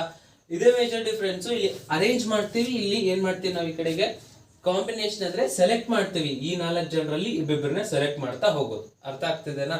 So this is the major difference. So first part ಇಲ್ಲಿ ಡಿಫರೆನ್ಸ್ ಬರೀತಾ ಹೋಗ್ತೀನಿ, ನಿಮಗೆ ಕ್ಲಿಯರ್ ಆಯ್ತು ಅನ್ಕೊಂತೀನಿ. ಫಸ್ಟ್ ಪಾಯಿಂಟ್, ಸೊ ಪರ್ಮ್ಯುಟೇಷನ್ ಅಂದ್ರೆ ಏನು? Pure arrangement. ಇಲ್ಲಿ ಅರೇಂಜ್ಮೆಂಟ್ ಅಂದ್ರೆ A B is different from B A B arrangement B arrangement same ಇರಲ್ಲ, ಚೇಂಜ್ ಇರುತ್ತೆ. ಯಾಕೆ ಅಂತ ಹೇಳ್ತೀನಿ ನೋಡಿ. ಇಲ್ಲಿ ಏನಂತ ಹೇಳ್ತೀರಾ? B is sitting right side of A ಅಂತ ಹೇಳ್ತೀರಾ, ಹೌದು ತಾನೇ? ಏನಂತ ಹೇಳ್ತೀರಾ ಇಲ್ಲಿ? ನಾನು ಬರ್ದ್ಬಿಡ್ತೀನಿ ನೋಡಿ. ಇಲ್ಲಿ ಏನಂತ ಹೇಳ್ತೀರಾ? B is sitting right of A ಅಂತ ಹೇಳ್ತೀರಾ. RIGHT ರೈಟ್ ಆಫ್ ಎ ಅಂತ ಹೇಳ್ತೀರಾ. ಈ ಸ್ಟೇಟ್ಮೆಂಟ್ ಇಲ್ಲಿ ಹೇಳ್ಬೋದಾ ನಾನು? ಮತ್ತೆ ಇಲ್ಲಿ ಏನಾಗುತ್ತೆ? A is sitting right side of B ಅಂತ ಆಗ್ಬಿಡುತ್ತೆ. ಸೊ ಎರಡು ಅರೇಂಜ್ಮೆಂಟ್ಗಳು ಚೇಂಜ್ ಆಗುತ್ತೆ. ಸೊ ಕಾಂಬಿನೇಷನ್ ಅಲ್ಲಿ ನಾನು ಏನಂತ ಹೇಳ್ತೀನಿ, ಅಲ್ಲಿ ನಾವು ಕಾಂಬಿನೇಷನ್ ಅಂದ್ರೆ ಒಂದು ಟೀಮ್ ಬಗ್ಗೆ ಮಾತಾಡ್ತಾ ಇರ್ತೀವಿ. ಅಲ್ಲಿ ಟೀಮ್ ಅಂತ ಬಂದಾಗ A B and B A both are going to be the same. ಅವೆರಡು ಸೇಮೇ ಆಗ್ತವೆ, ಹೌದಲ್ವಾ? ಸೊ ಫಸ್ಟ್ ಡಿಫರೆನ್ಸ್ ನಿಮ್ಗೆ ಪರ್ಮ್ಯುಟೇಷನ್ ಮತ್ತೆ ಕಾಂಬಿನೇಷನ್ ಅಲ್ಲಿ ಏನು ಅಂದ್ರೆ, ಪರ್ಮ್ಯುಟೇಷನ್ ಅಲ್ಲಿ ಇಲ್ಲಿ ಬರೀತೀನಿ ನೋಡಿ, ಪರ್ಮ್ಯುಟೇಷನ್. ಓಕೆ, ಪರ್ಮ್ಯುಟೇಷನ್ ಅಲ್ಲಿ ಫಸ್ಟ್ ಪಾಯಿಂಟ್ ಇಲ್ಲಿ ಅರೇಂಜ್ಮೆಂಟ್ ಅಂತ ಹೇಳ್ತೀವಿ, ಅರೇಂಜ್ಮೆಂಟ್. ಸೊ ಕಾಂಬಿನೇಷನ್ ಅಲ್ಲಿ ಏನಾಗುತ್ತೆ? ಫಸ್ಟ್ ಪಾಯಿಂಟ್ ಅಂದ್ರೆ ಸೆಲೆಕ್ಷನ್ ಅಂತ ಆಗುತ್ತೆ. ಕಾಂಬಿನೇಷನ್ ಇಲ್ಲಿ ಫಸ್ಟ್ ಪಾಯಿಂಟ್ ಸೆಲೆಕ್ಷನ್ ಅಂತ ಆಗುತ್ತೆ. ತುಂಬಾ ಇಂಪಾರ್ಟೆಂಟ್. ಈ ಡಿಫರೆನ್ಸಸ್ಗಳು ನಿಮ್ಗೆ ಗೊತ್ತಿಲ್ಲ ಅಂದ್ರೆ ತುಂಬಾ ಪ್ರಾಬ್ಲಮ್ ಆಗುತ್ತೆ ನಿಮ್ಗೆ. ಕಾನ್ಸೆಪ್ಟೇ ಅರ್ಥ ಮಾಡ್ಕೊಂಡಿಲ್ಲ ಅಂದ್ರೆ ಪ್ರಾಬ್ಲಮ್ ಹೆಂಗ್ ನೀವು ಸಾಲ್ವ್ ಮಾಡ್ತೀರಾ ಅಲ್ವಾ? ಸೊ ಹಾಗಾಗಿ ಎಕ್ಸಾಂಪಲ್ ಅಂದ್ರೆ ನಿಮ್ಗೆ ಹೇಳಿದೆ ಅಂದ್ರೆ ಯು ವಿಲ್ ನೆವರ್ ಫರ್ಗೆಟ್, ನಿಮ್ಗೆ ಮರೆಯೋದೇ ಇಲ್ಲ. ಈ ರೀತಿ ಏನಾದ್ರು ನೀವು ಎಕ್ಸಾಂಪಲ್ಸ್ ಗಳಿಂದ ನೀವು ಡಿಫರೆನ್ಸ್ ಗಳನ್ನ ನೆನಪಲ್ಲಿ ಇಟ್ಕೊಳ್ತಾ ಹೋದ್ರೆ, ಯಾವುದೇ ಒಂದು ಕ್ವಶನ್ ಅಲ್ಲಿ ನೀವು ಅರೇಂಜ್ ಮಾಡ್ತಾ ಇದ್ರೆ ಅಂದ್ರೆ you should go with permutation. ಯಾವುದೇ ಒಂದು ಕ್ವಶನ್ ಅಲ್ಲಿ ನೀವು ಸೆಲೆಕ್ಟ್ ಮಾಡ್ತಾ ಇದೀರಾ ಅಂದ್ರೆ ಕಾಂಬಿನೇಷನ್ ಪ್ರಾಬ್ಲಮ್, ಇದರಲ್ಲಿ ನಾವು NCR ಹಾಕ್ಬೇಕು ಅಂತ. ಸೊ NCR NPR ಅದು ಇಂಪಾರ್ಟೆಂಟ್ ನೋಡಿ. NPR ಪರ್ಮ್ಯುಟೇಷನ್ ಅಲ್ಲಿ ಹೆಂಗೆ ಈಕ್ವೇಶನ್ ಸ್ಟ್ಯಾಂಡ್ ಆಗುತ್ತೆ ಅಂದ್ರೆ NPR ಆಗುತ್ತೆ. P stands for permutation. P ಅಂದ್ರೆ ಪರ್ಮ್ಯುಟೇಷನ್ ಅಂದ್ರೆ ಅರೇಂಜ್ಮೆಂಟ್ ಆಗುತ್ತೆ. ಇಲ್ಲಿ ಫಾರ್ಮುಲಾ ಹೇಗಿರುತ್ತೆ ಅಂದ್ರೆ n factorial divided by n minus r factorial ಅಂತ ಹೇಳ್ತೀನಿ ನಿಮ್ಗೆ. ಇಲ್ಲಿ ನೋಡಿ, ಕಾಂಬಿನೇಷನ್ ಅಲ್ಲಿ ಏನಾಗುತ್ತೆ? NCR ಅಂತ ಬರೀತೀವಿ, n factorial divided by n minus r factorial into r factorial. So difference observe ಮಾಡಿ. ಇದರಲ್ಲಿ ಫಾರ್ಮುಲಾದಲ್ಲಿ ಎಕ್ಸ್ಟ್ರಾ ಡಿನಾಮಿನೇಟರ್ ಅಲ್ಲಿ r ಫ್ಯಾಕ್ಟೋರಿಯಲ್ ನಿಮ್ಗೆ ಕಾಂಬಿನೇಷನ್ ಅಲ್ಲಿ ಸಿಗುತ್ತೆ, ಪರ್ಮ್ಯುಟೇಷನ್ ಅಲ್ಲಿ ಅಲ್ಲ. ಓಕೆನಾ? ಈ ವ್ಯತ್ಯಾಸ ನೀವು ತಿಳ್ಕೊಬೇಕು, ಫಾರ್ಮುಲಾ ಚೇಂಜ್ ಆಗೋದು ಹೇಗೆ ಅಂತ. ನೋಡಿ, ಇನ್ನೊಂದು ಇಂಪಾರ್ಟೆಂಟ್ ಶಾರ್ಟ್ ಟ್ರಿಕ್ ಏನಂದ್ರೆ, ನಿಮ್ಗೆ ಏನಾದ್ರು ಓಕೆ ನಿಮ್ಗೆ 10p3 ನೀವು ಕ್ಯಾಲ್ಕುಲೇಟ್ ಮಾಡ್ಬೇಕು. ಹೆಂಗ್ ಕ್ಯಾಲ್ಕುಲೇಟ್ ಮಾಡ್ತೀರಾ? ಪರ್ಮ್ಯುಟೇಷನ್ ಅಲ್ಲಿ ಫಾರ್ಮುಲಾ ಹಾಕೊಂಡು ಸಾಲ್ವ್ ಮಾಡೋದಕ್ಕೆ ಹೋಗ್ಬಿಡಿ. ಶಾರ್ಟ್ ಟ್ರಿಕ್ ಇದೆ. ಹೆಂಗ್ ಸಾಲ್ವ್ ಮಾಡಬೇಕು ಅಂದ್ರೆ 10 ಇಂಟು 9 ಇಂಟು 8 ಇಷ್ಟು ಸ್ಟಾಪ್ ಮಾಡ್ಬಿಡಿ. ಕ್ಲಿಯರ್ ಅಲ್ವಾ? ಏನಕ್ಕೆ? ಇಲ್ಲಿ ಕೆಳಗಡೆ 3 ಇದೆ ಅಲ್ವಾ? ಸೊ 3 ಇದೆ ಅಂದ್ರೆ 10 ಅನ್ನ ರಿವರ್ಸ್ ವೇ ಅಲ್ಲಿ ಮಲ್ಟಿಪ್ಲೈ ಮಾಡ್ಬೇಕು. ಅಂದ್ರೆ ಎಲ್ಲ ನಂಬರ್ಸ್ ಗಳ ರಿವರ್ಸ್ ವೇ ಅಲ್ಲಿ ಡಿಕ್ರೀಸಿಂಗ್ ಆರ್ಡರ್ ಅಲ್ಲಿ 3 ನಂಬರ್ ಬರೀಬೇಕು ಅಷ್ಟೇ. 10, 9, 8. ನಿಮ್ಗೆ ಒಂದ್ ವೇಳೆ 10p4 ಇತ್ತು ಅಂದ್ರೆ ಏನ್ ಮಾಡ್ತೀರಾ? 4 ಇದ್ದಾಗ 10 ಇಂಟು 9 ಇಂಟು 8 ಇಂಟು ಒಂದು ಎಕ್ಸ್ಟ್ರಾ 7 ಬರೀತೀರಾ ಅಷ್ಟೇ. ಓಕೆ, ನಿಮ್ಗೆ 4 ಮಾಡ್ಬೇಕಾ? That it will be easy. ನಿಮಗೆ 4 ಹಾಕಿದ ಅಂದ್ರೆ ಈಸಿ ಆಗುತ್ತೆ ಅಂಡರ್ಸ್ಟ್ಯಾಂಡ್ ಮಾಡ್ಕೊಳ್ಳಿ. ಸೊ 4 ಇತ್ತು ಅಂದ್ರೆ ಇಂಟು 7 ಇಲ್ಲಿವರೆಗೂ ಹೋಗ್ಬೇಕು ನೀವು. ಕ್ಲಿಯರ್? ಅದೇ 10c ಕಾಂಬಿನೇಷನ್ ಅಲ್ಲಿ 4 ಇತ್ತು ಅಂದ್ರೆ ನೀವು ಏನೇನ್ ಮಾಡ್ಬೇಕು? 10 ಇಂಟು 9 ಇಂಟು 8 ಇಂಟು 7 ಬರ್ತು. ಇದನ್ನ ನೀವು r ಫ್ಯಾಕ್ಟೋರಿಯಲ್ ಎಕ್ಸ್ಟ್ರಾ ಇರುತ್ತೆ ತಾನೇ ಇಲ್ಲಿ, ಹೌದು ತಾನೆ? ಸೊ r ಫ್ಯಾಕ್ಟೋರಿಯಲ್ ಅಂದ್ರೆ ಏನೋ 4 factorial. So 4 into 3 into 2 into 1 ಈ ರೀತಿ ನೀವು ಸಾಲ್ವ್ ಮಾಡ್ಕೋಬೇಕು ಕಾಂಬಿನೇಷನ್ ಅಲ್ಲಿ. ಕ್ಲಿಯರ್? ಸೊ ಪರ್ಮ್ಯುಟೇಷನ್ ಅಲ್ಲಿ ನೀವು ಜಸ್ಟ್ ನ್ಯೂಮರೇಟರ್ ಮಾತ್ರ ಬರೀತೀರಾ, ಕಾಂಬಿನೇಷನ್ ಡಿನಾಮಿನೇಟರ್ ಕೂಡ ಬರೀತೀರಾ. ಸೊ ಡಿನಾಮಿನೇಟರ್ ಏನ್ ಬರೀಬೇಕಾದ್ರೆ ಈ ಬೇಸ್ ವ್ಯಾಲ್ಯೂ ಇರುತ್ತೆ, ಅದ್ರ ಫ್ಯಾಕ್ಟೋರಿಯಲ್ ಬೇಸ್ ಬರೀಬೇಕು. ಸೊ ಈ ರೀತಿ ಫಾರ್ಮುಲಾ ಇದನ್ನ ಏನಕ್ಕೆ ಹೇಳ್ತಾ ಇದ್ದೀನಿ ಅಂದ್ರೆ ನೀವು ತುಂಬಾ ಟೈಮ್ ರೆಡ್ಯೂಸ್ ಮಾಡ್ಬೋದು ಪ್ರಾಬ್ಲಮ್ ಸಾಲ್ವ್ ಮಾಡುವಾಗ. I think this is the second difference. ನಿಮ್ಗೆ ತುಂಬಾ ಈಸಿಯಾಗಿ ಅರ್ಥ ಆಯ್ತು ಅಂತ ಅನ್ಕೊಂಡಿದ್ದೀನಿ. ಓಕೆನಾ? Second point. So first point ಇಲ್ಲಿಗೆ ಆಯ್ತು, second point clear. Okay, third point ಏನು ಅಂದ್ರೆ ನೋಡಿ, ಥರ್ಡ್ ಪಾಯಿಂಟ್ ಏನು ಅಂದ್ರೆ ಬಹಳ ಜನ ಕನ್ಫ್ಯೂಷನ್ ಆಗುತ್ತೆ ಬಹಳ ಜನಕ್ಕೆ. ಇಲ್ಲಿ ಏನು ಅಂದ್ರೆ ಕೆಲವರು ಏನ್ ಮಾಡ್ತಾರೆ, C N C R can also be written as N C N minus R, ಈ ರೀತಿ ಬರೀಬಹುದು. ಎಲ್ಲಿ? ಕಾಂಬಿನೇಷನ್ ಅಲ್ಲಿ. ಸರಿನಾ? ಎಕ್ಸಾಂಪಲ್ ಕೊಡ್ತೇನೆ ನೋಡಿ. ಇದಕ್ಕೆ ಎಕ್ಸಾಂಪಲ್ ಹೇಗೆ ಅಂದ್ರೆ, ಈಗ ನಿಮ್ಗೆ 10C7 10C7 ಏನ್ ಮಾಡ್ಬೇಕು ನೀವು ನಾರ್ಮಲ್ ಪ್ರಕಾರ ಹೋದ್ರೆ 10C7 ನ 10 into 9 into 8 into 7 into 6 into 5 into 4 divided by 7 into 3 6 into 5 into 3 into 2 into 1 ಮಾಡಿ. ಅಥವಾ ಅಲ್ಲಿ ಕ್ಯಾಲ್ಕುಲೇಷನ್ ಆಗುತ್ತೆ. ಇದನ್ನ ಹೇಗೆ ಬರಿಬಹುದು ಅಂದ್ರೆ, ನೀವು 10C7 ನ ನೀವು 10C 10 minus 7 ಅಂತ ಬರ್ಕೋಬಹುದು. ಹಾಗಾದ್ರೆ ಏನಾಗುತ್ತೆ? 10C3 ಆಗುತ್ತೆ. ಈಗ ನೋಡಿ 10C3 ಕ್ಯಾಲ್ಕುಲೇಟ್ ಮಾಡೋದು ತುಂಬಾ ಈಸಿ, ಹೌದು ತಾನೆ? 10C3 ಕ್ಯಾಲ್ಕುಲೇಟ್ ಮಾಡೋದು ತುಂಬಾ ಈಸಿ ಆಗ್ಬಿಡುತ್ತೆ. ಬಹಳ ಜನ ಏನ್ ಮಾಡ್ತಾರೆ, ಇದೇ ಫಾರ್ಮುಲಾನ ಪರ್ಮುಟೇಷನ್ ಅಲ್ಲಿ ಕೂಡ ಟ್ರೈ ಮಾಡ್ತಾರೆ. ಹೆಂಗೆ? NPR is equals to NP N minus R, ಈ ರೀತಿ ಹಾಕೋದಿಕ್ಕೆ ಪ್ರಯತ್ನ ಪಡ್ತಾರೆ. ಇದು ತಪ್ಪು. ಈ ಮೆಥಡ್ ಕಾಂಬಿನೇಷನ್ ಅಲ್ಲಿ ಮಾತ್ರ ನಿಲುವನ್ನ ಪಡ್ಕೊಳ್ಳುತ್ತೆ, ಪರ್ಮಿಟೇಷನ್ ಅಲ್ಲಿ ಅಲ್ಲ. You should not use the same thing in permutation. Permutation ಅಲ್ಲಿ ಇದನ್ನ ನೀವು ಬಳಸ್ತಾ ಅಂದ್ರೆ you are going to lose the marks. Suppose ಇಲ್ಲಿ ನೋಡಿ, ನಿಮ್ಗೆ 10P7 ಇತ್ತು ಅನ್ಕೊಳ್ಳಿ, ಎಕ್ಸಾಂಪಲ್ 10P7 ಇತ್ತು ಅಂತಂದ್ರೆ 10P7 ನೀವು 10P3 ಅಂತ ಬರೆಯೋಕೆ ಬರೋದಿಲ್ಲ. There is no other option here. You have to multiply. ಇದು ಮಲ್ಟಿಪ್ಲೈ ಮಾಡಲೇಬೇಕು. 10 into 9 into 8 into 7 into 6 into 5 into 4 ಅಲ್ಲಿಬೇಕು. ನೀವು ಮಲ್ಟಿಪ್ಲೈ ಮಾಡಲೇಬೇಕು. Don't use this. ಇಲ್ಲಿ ಅಪ್ಲೈ ಮಾಡೋದಕ್ಕೆ ಬರೋದಿಲ್ಲ, ಕಾಂಬಿನೇಷನ್ ಅಲ್ಲಿ ಮಾತ್ರ ಅಪ್ಲೈ ಮಾಡಬಹುದು. This is third point. I think these 3 points are clear, ಹೌದಲ್ವಾ? ಈ 3 ಪಾಯಿಂಟ್ ನಿಮಗೆ ಕ್ಲಿಯರ್ ಆಗಿದೆ ಅಂತ ಅನ್ಕೊಂಡಿದ್ದೀನಿ. ಓಕೆ, ಇನ್ನೊಂದು ಮೇಜರ್ ಡಿಫ್ರೆನ್ಸ್ ಏನು ಅಂದ್ರೆ, ನೋಡಿ ಇಲ್ಲಿ ಬಹಳ ಜನ ಈಸಿಯಾಗಿ ಕನ್ಫ್ಯೂಸ್ ಆಗ್ಬಿಡ್ತಾರೆ. ಕೆಲವೊಂದು ಫಿಕ್ಸ್ಡ್ ವ್ಯಾಲ್ಯೂಸ್ಗಳಿದಾವೆ. ಪ್ರತಿ ಟೈಮ್ ಅದನ್ನ ನೀವು ಕ್ಯಾಲ್ಕುಲೇಟ್ ಮಾಡೋ ಆಗಿಲ್ಲ, ಅದನ್ನ ನೆನ್ಪಿಟ್ಕೊಂಡ್ರೆ ನಿಮ್ಗೆ ತುಂಬಾ ಈಸಿ ಆಗುತ್ತೆ ಪ್ರಾಬ್ಲಮ್ಸ್ಗಳನ್ನ ಸಾಲ್ವ್ ಮಾಡೋದಕ್ಕೆ. ತುಂಬಾ ಈಸಿ ಇದೆ. ಒಂದ್ಸರಿ ನೀವು ಮೆಮೊರೈಸ್ ಮಾಡಿದ್ರೆ ಸಾಕು. ಬಹಳ ಸರಿ ನೀವು ಕ್ಯಾಲ್ಕುಲೇಟ್ ಮಾಡುವಾಗ ನಿಮಗೆ ತೊಂದರೆ ಆಗೋದಿಲ್ಲ. ಅಂದ್ರೆ ಫಟಾಫಟ್ ಕ್ಯಾಲ್ಕುಲೇಷನ್ಸ್ಗಳು ಏನಾಗ್ತವೆ, ಈಸಿ ಆಗ್ಬಿಡ್ತವೆ. ಸೊ ಅಂತ 2-3 ಫಾರ್ಮುಲಾಸ್ ಇಲ್ಲಿ ಬರೀತೀವಿ. ಫಾರ್ಮುಲಾ ಅಲ್ಲ, ಜಸ್ಟ್ ನೀವು ನೆನ್ಪಿಟ್ಕೋಬೇಕು. ನೆನ್ಪಿಟ್ಕೊಳ್ಳೋದ್ರಿಂದ ನಿಮಗೆ ತುಂಬಾ ಹೆಲ್ಪ್ ಆಗುತ್ತೆ ಪ್ರಾಬ್ಲಮ್ ಸಾಲ್ವ್ ಮಾಡುವಾಗ. ಫೈನ್. ಸೊ ಈಗ ನೋಡಿ, NP0 ವ್ಯಾಲ್ಯೂ ಏನಾಗುತ್ತೆ? NP0. ಪರ್ಮಿಟೇಷನ್ ಬಗ್ಗೆ ಮಾತಾಡ್ತಾ ಇದ್ದೀನಿ ನಾನು. NP0 ಏನಾಗುತ್ತೆ ವ್ಯಾಲ್ಯೂ ಗೊತ್ತಾಯ್ತಾ ನಿಮ್ಗೆ? NP0 ಏನು 1 ಅಥವಾ 0 N. Okay, I think it's not writing well. I'll change the marker. Fine. NP0 ಅಂದ್ರೆ ನೀವು ಯಾವ್ದನ್ನು ಸೆಲೆಕ್ಟ್ ಮಾಡ್ಕೊಳ್ತಾ ಇಲ್ಲ, ನೀವು ಯಾವ್ದನ್ನು ಅರೇಂಜ್ ಮಾಡ್ತಾ ಇಲ್ಲ. ಏನಾಗುತ್ತೆ ಆನ್ಸರ್? 1 ಆಗುತ್ತೆ, 0 ಆಗುತ್ತಾ? ಈಗ ನೋಡಿ, ನಿಮ್ಗೆ ತುಂಬಾ ಕನ್ಫ್ಯೂಷನ್ ಇದೆ ಅಂದ್ರೆ ಫಾರ್ಮುಲಾದಲ್ಲಿ ಅಕೌಂಟ್ ಸಾಲ್ವ್ ಮಾಡಿ. ಸುಮ್ಮನೆ ಆಸ್ ನಿಮ್ಗೆ ಕನ್ಫರ್ಮೇಶನ್ಗೋಸ್ಕರ ಫಾರ್ಮುಲಾ ಏನು? n factorial divided by n minus r factorial ಅಂತ ಹೇಳಿದೆ. n ಫ್ಯಾಕ್ಟೋರಿಯಲ್ ಏನು? n ಪ್ಲೇಸ್ ಅಲ್ಲಿ n ಇದೆ, so n factorial divided by, okay, ಇಲ್ಲಿ ಏನಿದೆ ಡಿನಾಮಿನೇಟರ್ ಅಲ್ಲಿ n minus 0 factorial. n minus 0 factorial ಅಂದ್ರೆ n ಫ್ಯಾಕ್ಟೋರಿಯಲ್ ಬರುತ್ತೆ. n ಅಲ್ಲಿ ನೀವು 0 ತೆಗಿತಾ ಇದ್ರೆ ಅಂದ್ರೆ n ಇರುತ್ತೆ. So n factorial divide by n factorial ಅಂದ್ರೆ ನಿಮ್ಗೆ ಆನ್ಸರ್ ಏನ್ ಬರುತ್ತೆ? 1 ಬರುತ್ತೆ. ಓಕೆನಾ? ಸೊ ಹಾಗಾಗಿ NP0 ಇಸ್ 1. ಈಗ NC0 ನೀವು ಕ್ಯಾಲ್ಕುಲೇಟ್ ಮಾಡ್ತಾ ಇದ್ರೆ ಅಂದ್ರೆ NC0 is how much? Again it is 1. Formula ಏನ್ ಚೇಂಜ್ ಆಗುತ್ತೆ ಇಲ್ಲಿ ನಿಮ್ಗೆ? NC0 ನೋಡಿ, NCR ಫಾರ್ಮುಲಾ ಏನು? n factorial divided by n minus r factorial into r factorial. n factorial ಹಾಗೆ ಉಳಿಯುತ್ತೆ. n ಮೈನಸ್ r ಅಂದ್ರೆ ಇಲ್ಲಿ n ಫ್ಯಾಕ್ಟೋರಿಯಲ್ ಆಗುತ್ತೆ. ಇಲ್ಲಿ 0 ಫ್ಯಾಕ್ಟೋರಿಯಲ್ ಬರೀತೀರಾ ಅಷ್ಟೇ. r ಫ್ಯಾಕ್ಟೋರಿಯಲ್ 0 ಫ್ಯಾಕ್ಟೋರಿಯಲ್ ಕ್ಯಾನ್ಸಲ್ ಆಯ್ತು. ಸೊ 1 ಬರುತ್ತೆ. ಏನಕ್ಕೆ 0 ಫ್ಯಾಕ್ಟೋರಿಯಲ್ 1 ತಾನೆ? Don't forget that. 0 factorial 1. So ಇಲ್ಲಿ ಓವರ್ ಆಲ್ ಏನಾಗುತ್ತೆ? 1 ಬರುತ್ತೆ. ಫಾರ್ಮುಲಾದಲ್ಲಿ ಜಸ್ಟ್ ಸಬ್ಸ್ಟಿಟ್ಯೂಟ್ ಮಾಡ್ತಾ ಹೋಗಿ ನಿಮ್ಗೆ ಈಸಿಯಾಗಿ ಆನ್ಸರ್ ಸಿಗುತ್ತೆ. ಕನ್ಫ್ಯೂಷನ್ ಅವಾಯ್ಡ್ ಮಾಡಿ. Okay, so NC0 1, then NP0 also 1. ಈಗ ನೆಕ್ಸ್ಟ್ NPR ಫಾರ್ಮುಲಾ ಗೊತ್ತಿದೆ ನಿಮಗೆ. NP1 ನೋಡಿ. NP1 ಅಂದ್ರೆ ನೀವು ನೋಡಿ, n ಎಲಿಮೆಂಟ್ಸ್ ಇದೆ. ಈಗ ನೀವು ಒಂದೊಂದು ಎಲಿಮೆಂಟ್ ಅನ್ನು ತಗೊಂಡು ಅರೇಂಜ್ ಮಾಡ್ತಾ ಹೋಗ್ತೀರಾ. In how many different ways you can arrange them? ಎಷ್ಟು? n ಡಿಫರೆಂಟ್ ವೇಸ್ ಅಲ್ಲಿ ಅವ್ರನ್ನ ಅರೇಂಜ್ ಮಾಡಬಹುದು. So n factorial divide by n minus 1 factorial ಆಗುತ್ತೆ. n factorial divide by n minus 1 factorial ಅಂದ್ರೆ ಏನಾಗುತ್ತೆ? ಅಲ್ಲಿಗೆ n into n minus 1 factorial divided by n minus 1 factorial cancel ಆಗುತ್ತೆ.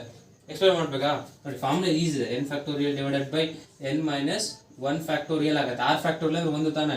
So n factorial ಹೇಗೆ ಬರೀಬಹುದು, n into n minus 1 factorial divided by n minus 1 factorial ಆಗುತ್ತೆ. ಇದು cancel ಆಗಿ ನಮ್ಗೆ answer direct ಆಗಿ n ಬರುತ್ತೆ. ಸೊ ಇನ್ನು ಮುಂದೆ ನಾನು ಎಕ್ಸ್ಪ್ಲೇನ್ ಮಾಡೋದಿಲ್ಲ, ಪ್ರತಿಯೊಂದು ಪಾಯಿಂಟ್ ಗಳನ್ನ ಡೈರೆಕ್ಟ್ ಆಗಿ ಫಾರ್ಮುಲಾ ಬರೀತಾ ಹೋಗ್ತೀನಿ.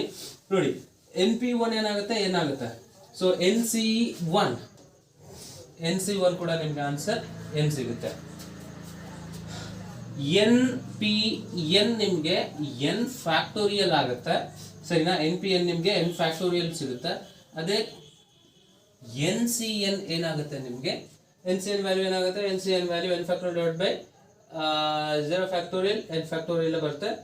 ಈ ಫಾರ್ಮುಲಾ ಹಾಕೊಂಡು ನೀವು ಕೂಡ ಸಾಲ್ವ್ ಮಾಡ್ಬೋದು, ನಿಮ್ಗೆ ಡೈರೆಕ್ಟ್ ಆಗಿ ಸಿಗಲಿಲ್ಲ ಅಂದ್ರೆ. ಓಕೆ, ಫಾರ್ಮುಲಾದಲ್ಲಿ ಸಬ್ಸ್ಟಿಟ್ಯೂಟ್ ಮಾಡ್ಬೋಣ. n factorial divided by n minus r factorial into r factorial. n minus r factorial ಅಂದ್ರೆ ಏನಾಗುತ್ತೆ, n minus n factorial divided by n factorial ಆಗುತ್ತೆ. So n minus n factorial ಅಂದ್ರೆ 0 factorial ಆಗುತ್ತೆ. ಇಲ್ಲಿ 0 factorial ಆದ್ರೆ 1 ಆಗುತ್ತೆ. So 1 ಆಯಿತು ಅಂದ್ರೆ n factorial divided by n factorial, ನಿಮಗೆ ಮತ್ತೆ ಏನಾಗುತ್ತೆ ಆನ್ಸರ್ 1 ಬರುತ್ತೆ. ncn ಏನಾಗುತ್ತೆ ನಿಮ್ಗೆ answer. But I think it's clear. And these 3 values are important. ನಿಮ್ಗೆ ತುಂಬಾ ಕನ್ಫ್ಯೂಷನ್ ಆಗ್ತಾ ಇದೆ ಅಂದ್ರೆ ಒಂದ್ಸಲ ಫಾರ್ಮುಲಾದಲ್ಲಿ ಹಾಕಿ ಸಬ್ಸ್ಟಿಟ್ಯೂಟ್ ಮಾಡ್ಕೊಳ್ಳಿ ಅಷ್ಟೇ, ಈ 3 ವ್ಯಾಲ್ಯೂಸ್ಗಳು. ಓಕೆನಾ. ನೋಡಿ np0 nc0 ಸೇಮ್ ಇದೆ, np1 nc1 ಸೇಮ್ ಇದೆ. npn ಮತ್ತೆ ncn ಅಲ್ಲಿ ಒಂದು ಚೇಂಜ್ ಆಗುತ್ತೆ. npn ನಿಮಗೆ n ಫ್ಯಾಕ್ಟೋರಿಯಲ್ ಆದ್ರೆ ncn ನಿಮಗೆ 1 ಸಿಗುತ್ತೆ ಆನ್ಸರ್, ncn ನಿಮಗೆ 1 ಸಿಗುತ್ತೆ ಆನ್ಸರ್.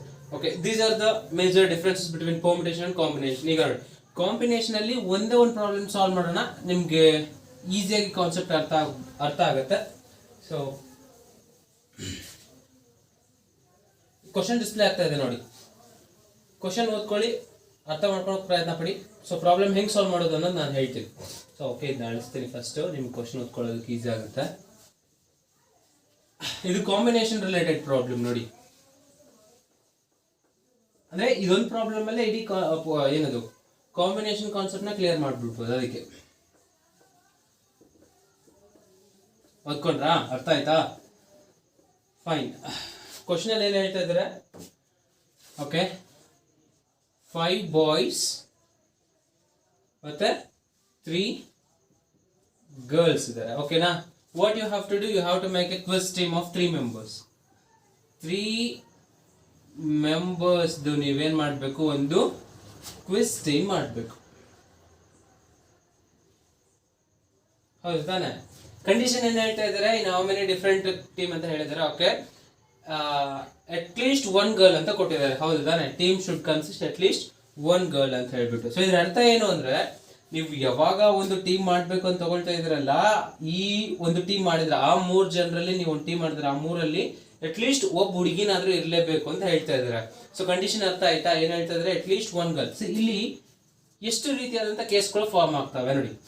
ಕೇಸ್ 1 ಅಲ್ಲಿ ಏನಾಯ್ತು ಅಂದ್ರೆ, ಅಟ್ ಲೀಸ್ಟ್ 1 ಗರ್ಲ್ ಅಂದ್ರೆ ಕ್ವಿಸ್, ಈ ಟೀಮ್ ಅಲ್ಲಿ, ಆ ಕ್ವಿಸ್ ಟೀಮ್ ಅಲ್ಲಿ ಒಬ್ರಾದ್ರೂ ಹುಡುಗಿರು ಇರಲೇಬೇಕು ಅಂತ. ಸೊ ನಾನು ಈಗೇನ್ ಹೇಳ್ತಾ ಇದ್ದೀನಿ, 2 ಹುಡುಗರು, 2 ಬಾಯ್ಸ್ ಅಂಡ್ 1 ಗರ್ಲ್, ಈ ರೀತಿ ನಾವು ಟೀಮ್ ಮಾಡ್ಬೋದಾ? ಹೌದು ಮಾಡ್ಬೋದು. ಏನ್ ಹೇಳಿದ್ರೆ, ಅಟ್ ಲೀಸ್ಟ್ 1 ಗರ್ಲ್ ಅಂದ್ರೆ ಕಡಿಮೆ ಅಂದ್ರೂ ಕೂಡ ನಮ್ಗೆ ಒಬ್ಬ ಹುಡುಗಿ ಇರ್ಲೇಬೇಕು ಟೀಮ್ ಅಲ್ಲಿ ಅಂತ ಹೇಳ್ತಾ ಇದ್ದಾರೆ. ಫೈನ್. ಸೊ ಸೆಕೆಂಡ್ ಕೇಸ್ ಅಲ್ಲಿ ಏನಾಗುತ್ತೆ ನಿಮ್ಗೆ, ಈಗ ಒಬ್ಬ ಹುಡುಗ ಇದ್ದು 2 ಹುಡುಗಿರು ಇರ್ತಾರೆ. ಏನೋ ಪ್ರಾಬ್ಲಮ್, ಕಂಡೀಷನ್ಗೆ ಸ್ಯಾಟಿಸ್ಫೈ ಆಗ್ತದೆ ತಾನೆ. ಕಂಡೀಷನ್ ಏನ್ ಹೇಳ್ತಾ ಇದ್ರೆ, ಅಟ್ ಲೀಸ್ಟ್ 1 ಗರ್ಲ್ ಅಂತ ಹೇಳ್ತಾ ಇದ್ರೆ, ಇಲ್ಲಿ 2 ಗರ್ಲ್ಸ್ ಇದ್ರೆ ಏನಾದ್ರು ಪ್ರಾಬ್ಲಮ್ ಆಗುತ್ತಾ? ಇಲ್ಲ ತಾನೆ. So this is case 2. ಈ ರೀತಿ ಕೂಡ ನಾವು ಟೀಮ್ ಗಳನ್ನ ಮಾಡಬಹುದು. ಸೊ ಥರ್ಡ್ ಕೇಸ್ ಏನಾಗುತ್ತೆ ನೋಡಿ, ಕೇಸ್ 3 ಅಂದ್ರೆ 0 ಬಾಯ್ಸ್ ಇರೋದಿಲ್ಲ, all the 3 are girls. Okay, ಈ ರೀತಿ ಆದ್ರೂ ಕೂಡ, ಅಂದ್ರೆ ಈ 3 ಕೇಸ್ಗಳು ಕಂಡೀಷನ್ ಪ್ರಕಾರ ಸೇಮ್ ಬರ್ತಾ ಇದೆ. ಓಕೆನಾ. ಸೊ ಅಟ್ ಲೀಸ್ಟ್ 1 ಗರ್ಲ್ ಅಂತ ಹೇಳಿದ್ರೆ ಒಂದಕ್ಕಿಂತ ಒಬ್ಬ ಹುಡುಗಿಗಿಂತ ಜಾಸ್ತಿ ಇದ್ರು ಪರವಾಗಿಲ್ಲ. ಈಗ ಇದನ್ನ ನಾವು ಸಾಲ್ವ್ ಮಾಡ್ತಾ ಹೋಗ್ತೀವಿ. ಈಗ ಸಾಲ್ವ್ ಮಾಡೋದು ನೋಡಿ, 2 ಬಾಯ್ಸ್ ಅಂಡ್ 1 ಗರ್ಲ್. ನೀವು ನೋಡಿ, 2 ಹುಡುಗರನ್ನ ಸೆಲೆಕ್ಟ್ ಮಾಡ್ಕೋಬೇಕು 5 ಹುಡುಗರಲ್ಲಿ. ಸೊ ಹೆಂಗ್ ಸೆಲೆಕ್ಟ್ ಮಾಡ್ತೀರಾ? ಸೆಲೆಕ್ಟ್ ಮಾಡ್ತಾ ಇರೋದು ಕಾಂಬಿನೇಷನ್ ತಗೋಬೇಕು. So 5C2 into how many girls are there? 3C1. So answer ಏನಾಯ್ತು, 5C2 ಹೆಂಗ್ ಬರೀತೀರಾ? 5 into 4 divided by 2 into 1. So 2 1s are 2 2s are 4 cancel ಆಗುತ್ತೆ. ಸೊ 5 2s are 10 ಆಯ್ತು. ಇಲ್ಲಿ 10 into 3. ಸೊ ನಿಮ್ಗೆ ಇಲ್ಲಿ ಆನ್ಸರು 30 ಸಿಗುತ್ತೆ. ಅಂದ್ರೆ ಕೇಸ್ 1 ಪ್ರಕಾರ 30 ವೇಸ್ ಆರ್ ದೇರ್, ಅರ್ಥ ಆಯ್ತಾ? ಸೊ 30 ವೇಸ್ ಇದಾವೆ ನೀವು ಈ ರೀತಿ ಟೀಮ್ ಮಾಡೋದ್ರಲ್ಲಿ, ಓಕೆನಾ? ಕೇಸ್ 1 ಪ್ರಕಾರ ಹೋದ್ರೆ 30 ಡಿಫರೆಂಟ್ ಟೀಮ್ಸ್ ಮಾಡ್ಬೋದು. ಸೊ ಸೆಕೆಂಡ್ ಕೇಸ್ ಅಲ್ಲಿ ನೋಡಿ ಏನಾಗುತ್ತೆ, 1 ಬಾಯ್ ಇಂಟು 2 ಗರ್ಲ್ಸ್. ಸೊ 1 ಬಾಯ್ ಅಂದ್ರೆ 5C1 into 3C2. So 5C1 ಅಂದ್ರೆ 5 ಬರುತ್ತೆ ಆನ್ಸರ್. 3C2 ನ ನೀವು 3C1 ಬರ್ಕೋಬಹುದು. ಸೊ 5 ಇಂಟು 3 ನೀವು ಮತ್ತೆ 15 ಆಗುತ್ತೆ answer. So 15 ways. Second case ಪ್ರಕಾರ ಹೋದ್ರೆ 15 ವೇಸ್ ಅಲ್ಲಿ ನೀವು ಟೀಮ್ ಮಾಡಬಹುದು. ಥರ್ಡ್ ಕೇಸ್ ಅಲ್ಲಿ ನೋಡಿ 0 ಬಾಯ್ಸ್, ಅಂದ್ರೆ ಬಾಯ್ಸ್ ಯಾರನ್ನೂ ನೀವು ತಗೊಳ್ಳೋದಿಲ್ಲ. ಅಂದ್ರೆ ನೀವು ಬರ್ಕೊಂಡ್ರೆ ಬರ್ಕೊಳ್ಳಿ, ಇಲ್ಲಿ 560 ಅಂತ ಹಾಗೆ ಬಿಟ್ರೆ ಬಿಟ್ಕೊಳ್ಳಿ. 560 ಆನ್ಸರ್ ಅಂತ 1 ಬರುತ್ತೆ. ಸೊ 3 ಗರ್ಲ್ಸ್ ಅಂದ್ರೆ 3 ಇದ್ದಾರೆ. ಸೊ ಅವರಲ್ಲಿ 3 ಸೆಲೆಕ್ಟ್ ಮಾಡ್ತಾ ಇದ್ದೀರಾ ಅಂದ್ರೆ ನಿಮ್ಗೆ ಆನ್ಸರ್ ಎಷ್ಟು ಬರುತ್ತೆ? ಇಲ್ಲಿ 1 ವೇ ಬರುತ್ತೆ ನಿಮ್ಗೆ. ಇಲ್ಲಿ 1 way, 1 into 1 will be again 1. So ನಿಮ್ಗೆ total how many such combinations are there? How many total such combinations are there ಅಂದ್ರೆ ಕೇಸ್ 1 ಪ್ರಕಾರ ಹೋದ್ರೆ 30 ಇದಾವೆ, ಕೇಸ್ 2 ಪ್ರಕಾರ ಹೋದ್ರೆ ನಿಮ್ಗೆ 15 ವೇಸ್ ಇದಾವೆ, ಕೇಸ್ 3 ಅಲ್ಲಿ 1 ವೇ ಇದೆ. So over all total in how many different combinations R possible ಅಂದ್ರೆ 30 plus 15 45, 45 plus 1 46. 46 ways are there. 46 ways ಅಂದ್ರೇನು? 46 ಕಾಂಬಿನೇಷನ್ಸ್ ಆರ್ ದೇರ್. ಇಲ್ಲಿ ನೀವು ಆಡ್ ಮಾಡಬೇಕು, ಓಕೆನಾ? ಸೊ ಇದನ್ನ ಆಡ್ ಮಾಡಬೇಕು. ಎಷ್ಟು? 46 different ways are there. Such that ಆ ಕಂಡೀಷನ್ ಪ್ರಕಾರ ನೋಡ್ತಾ ಇದ್ರೆ 46 ಡಿಫರೆಂಟ್ ವೇಸ್ ಅಂದ್ರೆ 46 ಡಿಫರೆಂಟ್ ಟೀಮ್ಸ್ ಗಳನ್ನ ಮಾಡಬಹುದು.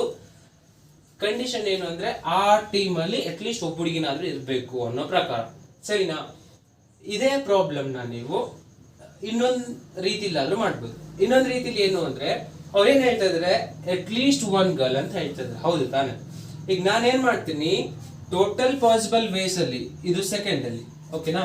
Total possible ways, total possible ways ಅಲ್ಲಿ ಏನ್ ಮಾಡ್ತಾ ಇದ್ದೀನಿ ನಾನು? ಟೋಟಲ್ ಪಾಸಿಬಲ್ ವೇಸ್ ಅಲ್ಲಿ ಸಬ್ಟ್ರಾಕ್ಟ್ ಮಾಡ್ತೀನಿ. ಏನ ಸಬ್ಟ್ರಾಕ್ಟ್ ಮಾಡ್ತೀನಿ? ಆಲ್ ದ 3 ಆರ್ ಬಾಯ್ಸ್ ಅಂತ ಹೇಳ್ತಿದ್ದೀನಿ. Is it correct? ಸೊ ಏನ್ ಹೇಳ್ತಾ ಇದ್ದಾರೆ ನಮ್ಗೆ, ಅಟ್ಲೀಸ್ಟ್ 1 ಗರ್ಲ್ ಅಂದ್ರೆ ನೋ ಗರ್ಲ್, ಅಟ್ಲೀಸ್ಟ್ 1 ಗರ್ಲ್ ಅಂದ್ರೆ ನೋ ಗರ್ಲ್ ಅಂತ ಹೇಳ್ತಾ ಇದ್ದೀನಿ. ಅಂದ್ರೆ team should not contain any girl. So okay, total possible ways minus number of ways in which there is no girl. ಹಾಗಾದ್ರೆ ತಗೊಳ್ಳಿ, number of ways in which no girl is there, no girl is present ಅಂತ ತಗೊಳ್ಳಿ. no girl is present ಅಂತ ತಗೊಳ್ಳಿ. ಈ ರೀತಿ ಕೂಡ ನಾನು ಸಾಲ್ವ್ ಮಾಡ್ಬೋದು. ಅಂದ್ರೆ ಏನಪ್ಪಾ, ಅವ್ರು ಹೇಳಿದ್ರೆ ಅಟ್ಲೀಸ್ಟ್ 1 ಗರ್ಲ್ ಅಂತ ಹೇಳ್ತಾ ಇದ್ರೆ ಟೋಟಲ್ ಮೈನಸ್ ನೋ ಗರ್ಲ್ ಅಂತ ಹೇಳಿ ನಾನು ಸಾಲ್ವ್ ಮಾಡ್ತೀನಿ. Total number of possible ways ಹೆಂಗೆ ಕ್ಯಾಲ್ಕುಲೇಟ್ ಮಾಡ್ತಾರೆ? ಟೋಟಲ್ ಎಷ್ಟು ಜನ ಇದ್ದಾರೆ? 5 ಬಾಯ್ಸ್ 3 ಗರ್ಲ್ಸ್. ಸೊ ಟೋಟಲ್ ಎಷ್ಟಾಯ್ತು? 5 plus 3 8 ಮೆಂಬರ್ಸ್ ಇದ್ದಾರೆ. ಈಗ 8 ಮೆಂಬರ್ಸ್ ಅಲ್ಲಿ, ಓಕೆ ನಾನು ಆನ್ಸರ್ ಅಲ್ಲಿ ಬರೀತೀನಿ ನೋಡಿ, 8 ಮೆಂಬರ್ಸ್ ಅಲ್ಲಿ ನೀವು 3 ಮೆಂಬರ್ಸ್ ಒಂದು ಟೀಮ್ ಮಾಡಬೇಕು. So this will be the total number of ways. ಅರ್ಥ ಆಗ್ತದೇನಾ? ಸೊ 8 ಜನ, 5 ಮತ್ತೆ 3 8 ಜನ ಇದ್ದಾರೆ. 8ರಲ್ಲಿ ನೀವು ಒಂದು ಟೀಮ್ ಮಾಡ್ಬೇಕು, 3 ಮೆಂಬರ್ಸ್. So 8C3. ಸೊ ಈ ಟೋಟಲ್ ಅಲ್ಲಿ ನಾನು ಏನ್ ಸಬ್ಟ್ರಾಕ್ಟ್ ಮಾಡ್ತಾ ಇದ್ದೀನಿ? Minus a group of what is this, a group of members 3 members where there is no girl. ಹುಡುಗಿ ಆ ಟೀಮ್ ಅಲ್ಲಿ ಇಲ್ಲ. ಅವ್ರು ಏನ್ ಹೇಳ್ತಿದ್ರೆ ಅಟ್ಲೀಸ್ಟ್ 1 ಗರ್ಲ್ ಅಂದ್ರೆ ಒಬ್ಬರಾದ್ರೂ ಇರಲೇಬೇಕು ಅಂತ ಹೇಳ್ತಿದ್ರೆ ನಾನು ಟೋಟಲ್ ಅಲ್ಲಿ ಒಬ್ರು ಇಲ್ಲ ಅನ್ನೋದನ್ನ ನಾನು ಸಬ್ಟ್ರಾಕ್ಟ್ ಮಾಡ್ತಾ ಇದ್ದೀನಿ. 8C3 ಮೈನಸ್ ಒಬ್ರು ಇಲ್ಲ ಅಂದ್ರೆ all the 3 should be boys, ಹೌದು ತಾನೆ? ಸೊ ಬಾಯ್ಸ್ ಎಷ್ಟಿದ್ದಾರೆ? ಈಗ 5 ಮೆಂಬರ್ಸ್ ಆದ್ರೆ. ಸೊ ನೀವೇನ್ ಮಾಡ್ಬೇಕು? 5C3 ನ ನೀವು ಸಬ್ಟ್ರಾಕ್ಟ್ ಮಾಡ್ಬಿಡ್ಬೇಕು. 5C3. So all the 3 are boys. 5C3. So 8C3 ಏನಾಗುತ್ತೆ ಆನ್ಸರ್ ನಿಮ್ಗೆ ಈಗ? ಸೊ ಓಕೆ, ಆನ್ಸರ್ ನಲ್ಲಿ ಬರೆಯೋಣ. ಇದನ್ನ ಅರೇಂಜ್ ಮಾಡ್ತೀನಿ ನೋಡಿ, 5 ಬಾಯ್ಸ್ 3 ಗರ್ಲ್ಸ್ ಅನ್ನೋದನ್ನ.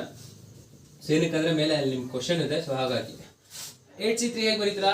8 into 7 into 6 divided by 3 into 2 into 1 minus 5 into ನೋಡಿ 5C3 ನ 5C2 ಅಂತ ಬರ್ಕೋಬಹುದು. ನಿಮಗೆ ಹೆಲ್ಪ್ ಆಗಲಿ ಅಂದ್ರೆ ಕನ್ಫ್ಯೂಷನ್ ಆಗಬಾರ್ದು ಅಂತ ನಾನು ನಾರ್ಮಲ್ ಆಗಿ ಬರೀತಿದ್ದೆ. ಅಲ್ಲಿ ಏನಿದೆನೋ ಅದನ್ನೇ 5 into 4 into 3 into 3 into 2 into 1. ಇದನ್ನ ನೀವು 5C2 ಅಂತ ನಾದ್ರು ಮಾಡ್ಕೊಂಡು ಸಾಲ್ವ್ ಮಾಡಿ ನೋಡಿ. 3 2 is 6 and 6 gets cancel. 3 2 6 6 ಹೋಯ್ತು. ಇಲ್ಲಿ 3 3 ಹೋಯ್ತು, 2 1 2 2. ಇಲ್ಲಿ ಏನಾಗುತ್ತೆ? 8 7 56, 8 56. ಇಲ್ಲಿ 56 ಅಲ್ಲಿ 5 2 10. ಸೊ 56 ಅಲ್ಲಿ 10 ಹೋಯ್ತು ಅಂದ್ರೆ ನಿಮ್ಗೆ ಏನ್ ಸಿಗುತ್ತೆ? 46. 46 ways. ಸೊ ಸೇಮ್ ಆನ್ಸರ್ ಸಿಗುತ್ತೆ ನನಗೆ. ಕಂಡೀಷನ್ ತುಂಬಾ ಈಸಿ ಇದೆ. ಅಫ್ಕೋರ್ಸ್ ನಾನು ಕ್ವಶನ್ ತೆಗೆದಿದ್ದೀನಿ ನೋಡಿ. ಇಲ್ಲಿ ಅವ್ರು ಏನ್ ಹೇಳಿದ್ರು? ಅಟ್ಲೀಸ್ಟ್ ಗಲ್ ಒಂದು ಗಲ್ ಆದ್ರೆ ಇರಲೇಬೇಕು ಅಂತ ಹೇಳಿದ್ರು. ಸೊ ಕೇಸ್ ಪ್ರಕಾರವಾಗಿ 3 ಕೇಸ್ ಹಾಕೊಂಡು ಟೋಟಲ್ 46 ವೇಸ್ ಅಂತ ಹೇಳಿದ್ರು. ಸೊ ಅಟ್ಲೀಸ್ಟ್ ಗಲ್ ಅಂದಾಗ ನಾನೇನ್ ಮಾಡ್ತಾ ಇದ್ದೀನಿ, ರಿವರ್ಸ್ ವೇಯಲ್ಲಿ ಹೋಗ್ತಾ ಇದ್ದೀನಿ. ಟೋಟಲ್ ಅಲ್ಲಿ ಅಟ್ಲೀಸ್ಟ್ ಗಲ್ ಅಂತ ಕೇಳಿದ್ರೆ ನೋ ಗರ್ಲ್ಸ್ ನ ಸಪ್ರೇಟ್ ಮಾಡ್ತೀನಿ. ಅಂದ್ರೆ ಎಷ್ಟು ಕಾಂಬಿನೇಷನ್ ಪಾಸಿಬಲ್ ಇದೆಯೋ ಅವಿಷ್ಟರಲ್ಲಿ ಬರೀ ಹುಡುಗರಿರೋ ಅಂತ ಕಾಂಬಿನೇಷನ್ಸ್ ಗಳನ್ನ ನಾನು ತೆಗೆದು ಬಿಡ್ತೀನಿ. ಸೊ ಇನ್ನು ಉಳ್ಕಿರುವಂತ ಕಾಂಬಿನೇಷನ್ಸ್ ಉಳಿದಿರುವಂತ ಕಾಂಬಿನೇಷನ್ಸ್ ಏನಾಗುತ್ತೆ, ಅಟ್ಲೀಸ್ಟ್ ಒಬ್ಬರಾದ್ರೂ ಹುಡುಗಿ ಇದ್ದೇ ಇರ್ತಾರೆ. ಸೊ ಹಾಗೆ ಮಾಡೋದ್ರಿಂದ ನನಗೆ ಡೈರೆಕ್ಟ್ ಆಗಿ ಆನ್ಸರ್ ಸಿಗುತ್ತೆ. ಸೊ ಓಕೆನಾ. ಸೊ ಎಕ್ಸಾಮ್ ನಲ್ಲಿ ಈ ರೀತಿ ರಿವರ್ಸ್ ವೇ ಅಲ್ಲಿ ಕೊಟ್ಟಿರ್ತಾರೆ ಕೆಲವೊಂದು ಪ್ರಶ್ನೆಗಳನ್ನ. ಅಂದ್ರೆ ಒಂದೇ ಸ್ಟೆಪ್ ಅಲ್ಲಿ ಯಾವ್ದಿರುತ್ತೆ, ನೀವು ಇದನ್ನ ಚೂಸ್ ಮಾಡ್ಕೊಂಡು ಯಾವ ಮೆಥಡ್ ಅಲ್ಲಿ ನೀವು ರಿವರ್ಸ್ ವೇ ಅಲ್ಲಿ ಹೋಗ್ಬೇಕಾ ಅಥವಾ ನಾರ್ಮಲ್ ಕೇಸ್ 1 ಕೇಸ್ 2 ಕೇಸ್ 3 ಅಲ್ಲಿ ಹೋಗ್ಬೇಕಾ ಅನ್ನೋದನ್ನ ನೀವು ಅನಲೈಸ್ ಮಾಡ್ಕೊಂಡು ಯಾವ ಮೆಥಡ್ ಅನ್ನೋದೇ ನೀವು ಸೆಲೆಕ್ಟ್ ಮಾಡ್ಕೋಬೇಕು. ಸೊ ಇದೆಲ್ಲ ನಿಮ್ಗೆ ಯಾವಾಗ ಅರ್ಥ ಆಗತ್ತಂದ್ರೆ, ನೀವು ಯಾವಾಗ 20ರಿಂದ 30 ಕ್ವಶನ್ಸ್ಗಳು ಕಾಂಬಿನೇಷನ್ಸ್ ಮೇಲೆ ಮತ್ತೆ 20ರಿಂದ 30 ಕ್ವಶನ್ಸ್ಗಳು ಪರ್ಮಿಟೇಷನ್ ಮೇಲೆ ಸಾಲ್ವ್ ಮಾಡ್ತಿರಲ್ವಾ, ಅವಾಗ ನಿಮ್ಗೆ ಇದೆಲ್ಲ ಅರ್ಥ ಆಗ್ತಾ ಹೋಗುತ್ತೆ. I think it's clear. ನೋಡಿ ನಾನು ಎಲ್ಲಾನು ಹೇಳಿದೆ. ಅಂದ್ರೆ ಪರ್ಮಿಟೇಷನ್ ಕಾಂಬಿನೇಷನ್ ಅಲ್ಲಿ ಪರ್ಮಿಟೇಷನ್ ಬೇಸಿಕ್ ಸ್ಟ್ರಕ್ಚರ್ಸ್ ಅಂದ್ರೆ ಹೆಂಗೆ ಪರ್ಮಿಟೇಷನ್, ಯಾವ ರೀತಿ ಕ್ವಶನ್ಸ್ಗಳು ಕೇಳ್ತಾರೆ. ಸೊ ಅದರಲ್ಲೇ 3-4 ವಿಡಿಯೋಸ್ಗಳನ್ನ ನಾನು ಅಪ್ಲೋಡ್ ಮಾಡಿದ್ದೀನಿ, 3 ವಿಡಿಯೋಸ್ಗಳನ್ನ ಅಪ್ಲೋಡ್ ಮಾಡಿದ್ದೀನಿ. ಅದಾದ್ಮೇಲೆ ನಂತರ ಲೀನಿಯರ್ ಅರೇಂಜ್ಮೆಂಟ್, ಸರ್ಕ್ಯುಲರ್ ಅರೇಂಜ್ಮೆಂಟ್ ಅಲ್ಲೂ ಹೇಳಿದ್ದೀನಿ. ಸರ್ಕ್ಯುಲರ್ ಅರೇಂಜ್ಮೆಂಟ್ ಅಲ್ಲಿ ತುಂಬಾ ಕಡಿಮೆ ಕೇಳ್ತಾರೆ ಪ್ರಶ್ನೆಗಳನ್ನ, ಬಟ್ ಕೇಳಿದ್ರೆ ಇಷ್ಟು ಕೇಳ್ತಾರೆ ಮ್ಯಾಕ್ಸ್ ಟು ಮ್ಯಾಕ್ಸ್. ನಾನು ನಿಮ್ಗೆ ನೆಕ್ಲೆಸ್ ಮತ್ತೆ ಬೀಡ್ಸ್ ಹೇಳಿದ್ದೀನಲ್ಲ ಅಷ್ಟು ಕೇಳ್ತಾರೆ. ಅದಾದ್ಮೇಲೆ ಕಾಂಬಿನೇಷನ್ ಬಂದಾಗ ಬಹುಮುಖ್ಯವಾದ್ದು ಅಂದ್ರೆ ಡಿಫ್ರೆನ್ಸ್. ಪರ್ಮಿಟೇಷನ್ ಅಂದ್ರೇನು, ಕಾಂಬಿನೇಷನ್ ಅಂದ್ರೇನು, ಇವೆರಡರಲ್ಲಿ ಏನ್ ವ್ಯತ್ಯಾಸ ಇರುತ್ತೆ ಅದು ನಿಮ್ಗೆ ಚೆನ್ನಾಗಿ ಅರ್ಥ ಆಗಿದೆ ಅಂತ ಅನ್ಕೊಂಡಿದೀನಿ. ಫೈನ್. ಅದಾದ್ಮೇಲೆ ನಿಮ್ ಕಾಂಬಿನೇಷನ್ಸ್ಗಳು ಪ್ರಾಬ್ಲಮ್ಸ್ ನ ಹೆಂಗ್ ಸಾಲ್ವ್ ಮಾಡೋದು ಅಂತ ಇದರಲ್ಲಿ. ಸೊ ಟೋಟಲ್ ನಂಬರ್ ಆಫ್ ಕೇಸಸ್ಗಳು ಪಾಸಿಬಲ್ ಯಾವ ಇದಾವೋ ಅದನ್ನ ಫಸ್ಟ್ ಬರ್ಕೊಂಡು ನಂಬರ್ ಆಫ್ ವೇಸ್ಗಳನ್ನ ಬರೆದು ಅದರಲ್ಲಿ ನೀವು ಲಾಸ್ಟಿಗೆ ಆ್ಯಡ್ ಮಾಡಬೇಕು. ಇಲ್ಲ ಅಂದ್ರೆ ಕೆಲವೊಂದು ರಿವರ್ಸ್ ವೇ ಅಲ್ಲೂ ಕೂಡ ನೀವು ಸಾಲ್ವ್ ಮಾಡ್ಬೋದು. ಸೊ ರಿವರ್ಸ್ ವೇ ಅಲ್ಲಿ ಅಂದ್ರೆ ಈ ಕ್ವಶನ್ ಅಲ್ಲಿ ಸ್ಪೆಸಿಫಿಕ್ ಆಗಿ ಈ ಕ್ವಶನ್ ಅಲ್ಲಿ ಮಾತಾಡಿದ್ರೆ ಈ ಪ್ರಾಬ್ಲಮ್ ನ ರಿವರ್ಸ್ ವೇ ಅಲ್ಲಿ ಸಾಲ್ವ್ ಮಾಡ್ಬೋದು. ಹಾಗಾಗಿ ಶಾರ್ಟ್ ಟ್ರಿಕ್ ಅನ್ನು ಕೂಡ ನಾನು ಹೇಳಿದೆ. ಓಕೆನಾ. ಸೊ ಪರ್ಮಿಟೇಷನ್ ಕಾಂಬಿನೇಷನ್ ಎಲ್ಲ ಕಂಪ್ಲೀಟ್ ಆಯ್ತು ಅಂದ್ಕೊಂಡಿದ್ದೀನಿ. Okay, if possible, I will bring some questions which are asked previously in a few government examinations from permutation combination. ಇದೇ ಚಾಪ್ಟರ್ ಮೇಲೆ ಕೇಳಿರುವಂತಹ ಚಾಪ್ಟರ್ಸ್ಗಳಲ್ಲಿ ಎಕ್ಸಾಮ್ಸ್ಗಳಲ್ಲಿ ಕೇಳಿರುವಂತಹ ಪ್ರಶ್ನೆಗಳನ್ನು ತಗೊಂಡು ಬಂದು ನಾನು ಸಾಲ್ವ್ ಮಾಡ್ತೀನಿ ನೆಕ್ಸ್ಟ್ ವಿಡಿಯೋದಲ್ಲಿ. ಆದರೆ ತುಂಬ ಇಂಪಾರ್ಟೆಂಟ್ ಅಂದರೆ ಅದರಲ್ಲಿ ಎಲ್ಲ ರೀತಿ ಕ್ವಶನ್ಸ್ಗಳನ್ನ ನಾನು ಕವರ್ ಮಾಡೋದಕ್ಕೆ ತುಂಬ ಪ್ರಯತ್ನ ಪಡ್ತೀನಿ. This is what about permutation and combination. ಇನ್ನೂ ತುಂಬ ಇಂಪಾರ್ಟೆಂಟ್, ಶೇರ್ ಮಾಡಿ. ಯಾರಿಗೆ ತುಂಬ ಅವಶ್ಯಕತೆ ಇದೆಯೋ ಅವ್ರವರೆಗೂ ತಲುಪೋವರೆಗೂ ಶೇರ್ ಮಾಡಿ. ಇದಕ್ಕಿಂತ ಎಕ್ಸ್ಟ್ರಾ ಏನು ಕೇಳೋದಿಲ್ಲ. ಲೈಕ್ ಮಾಡಿ, ಸಬ್ಸ್ಕ್ರೈಬ್ ಮಾಡಿ. Thank you so much.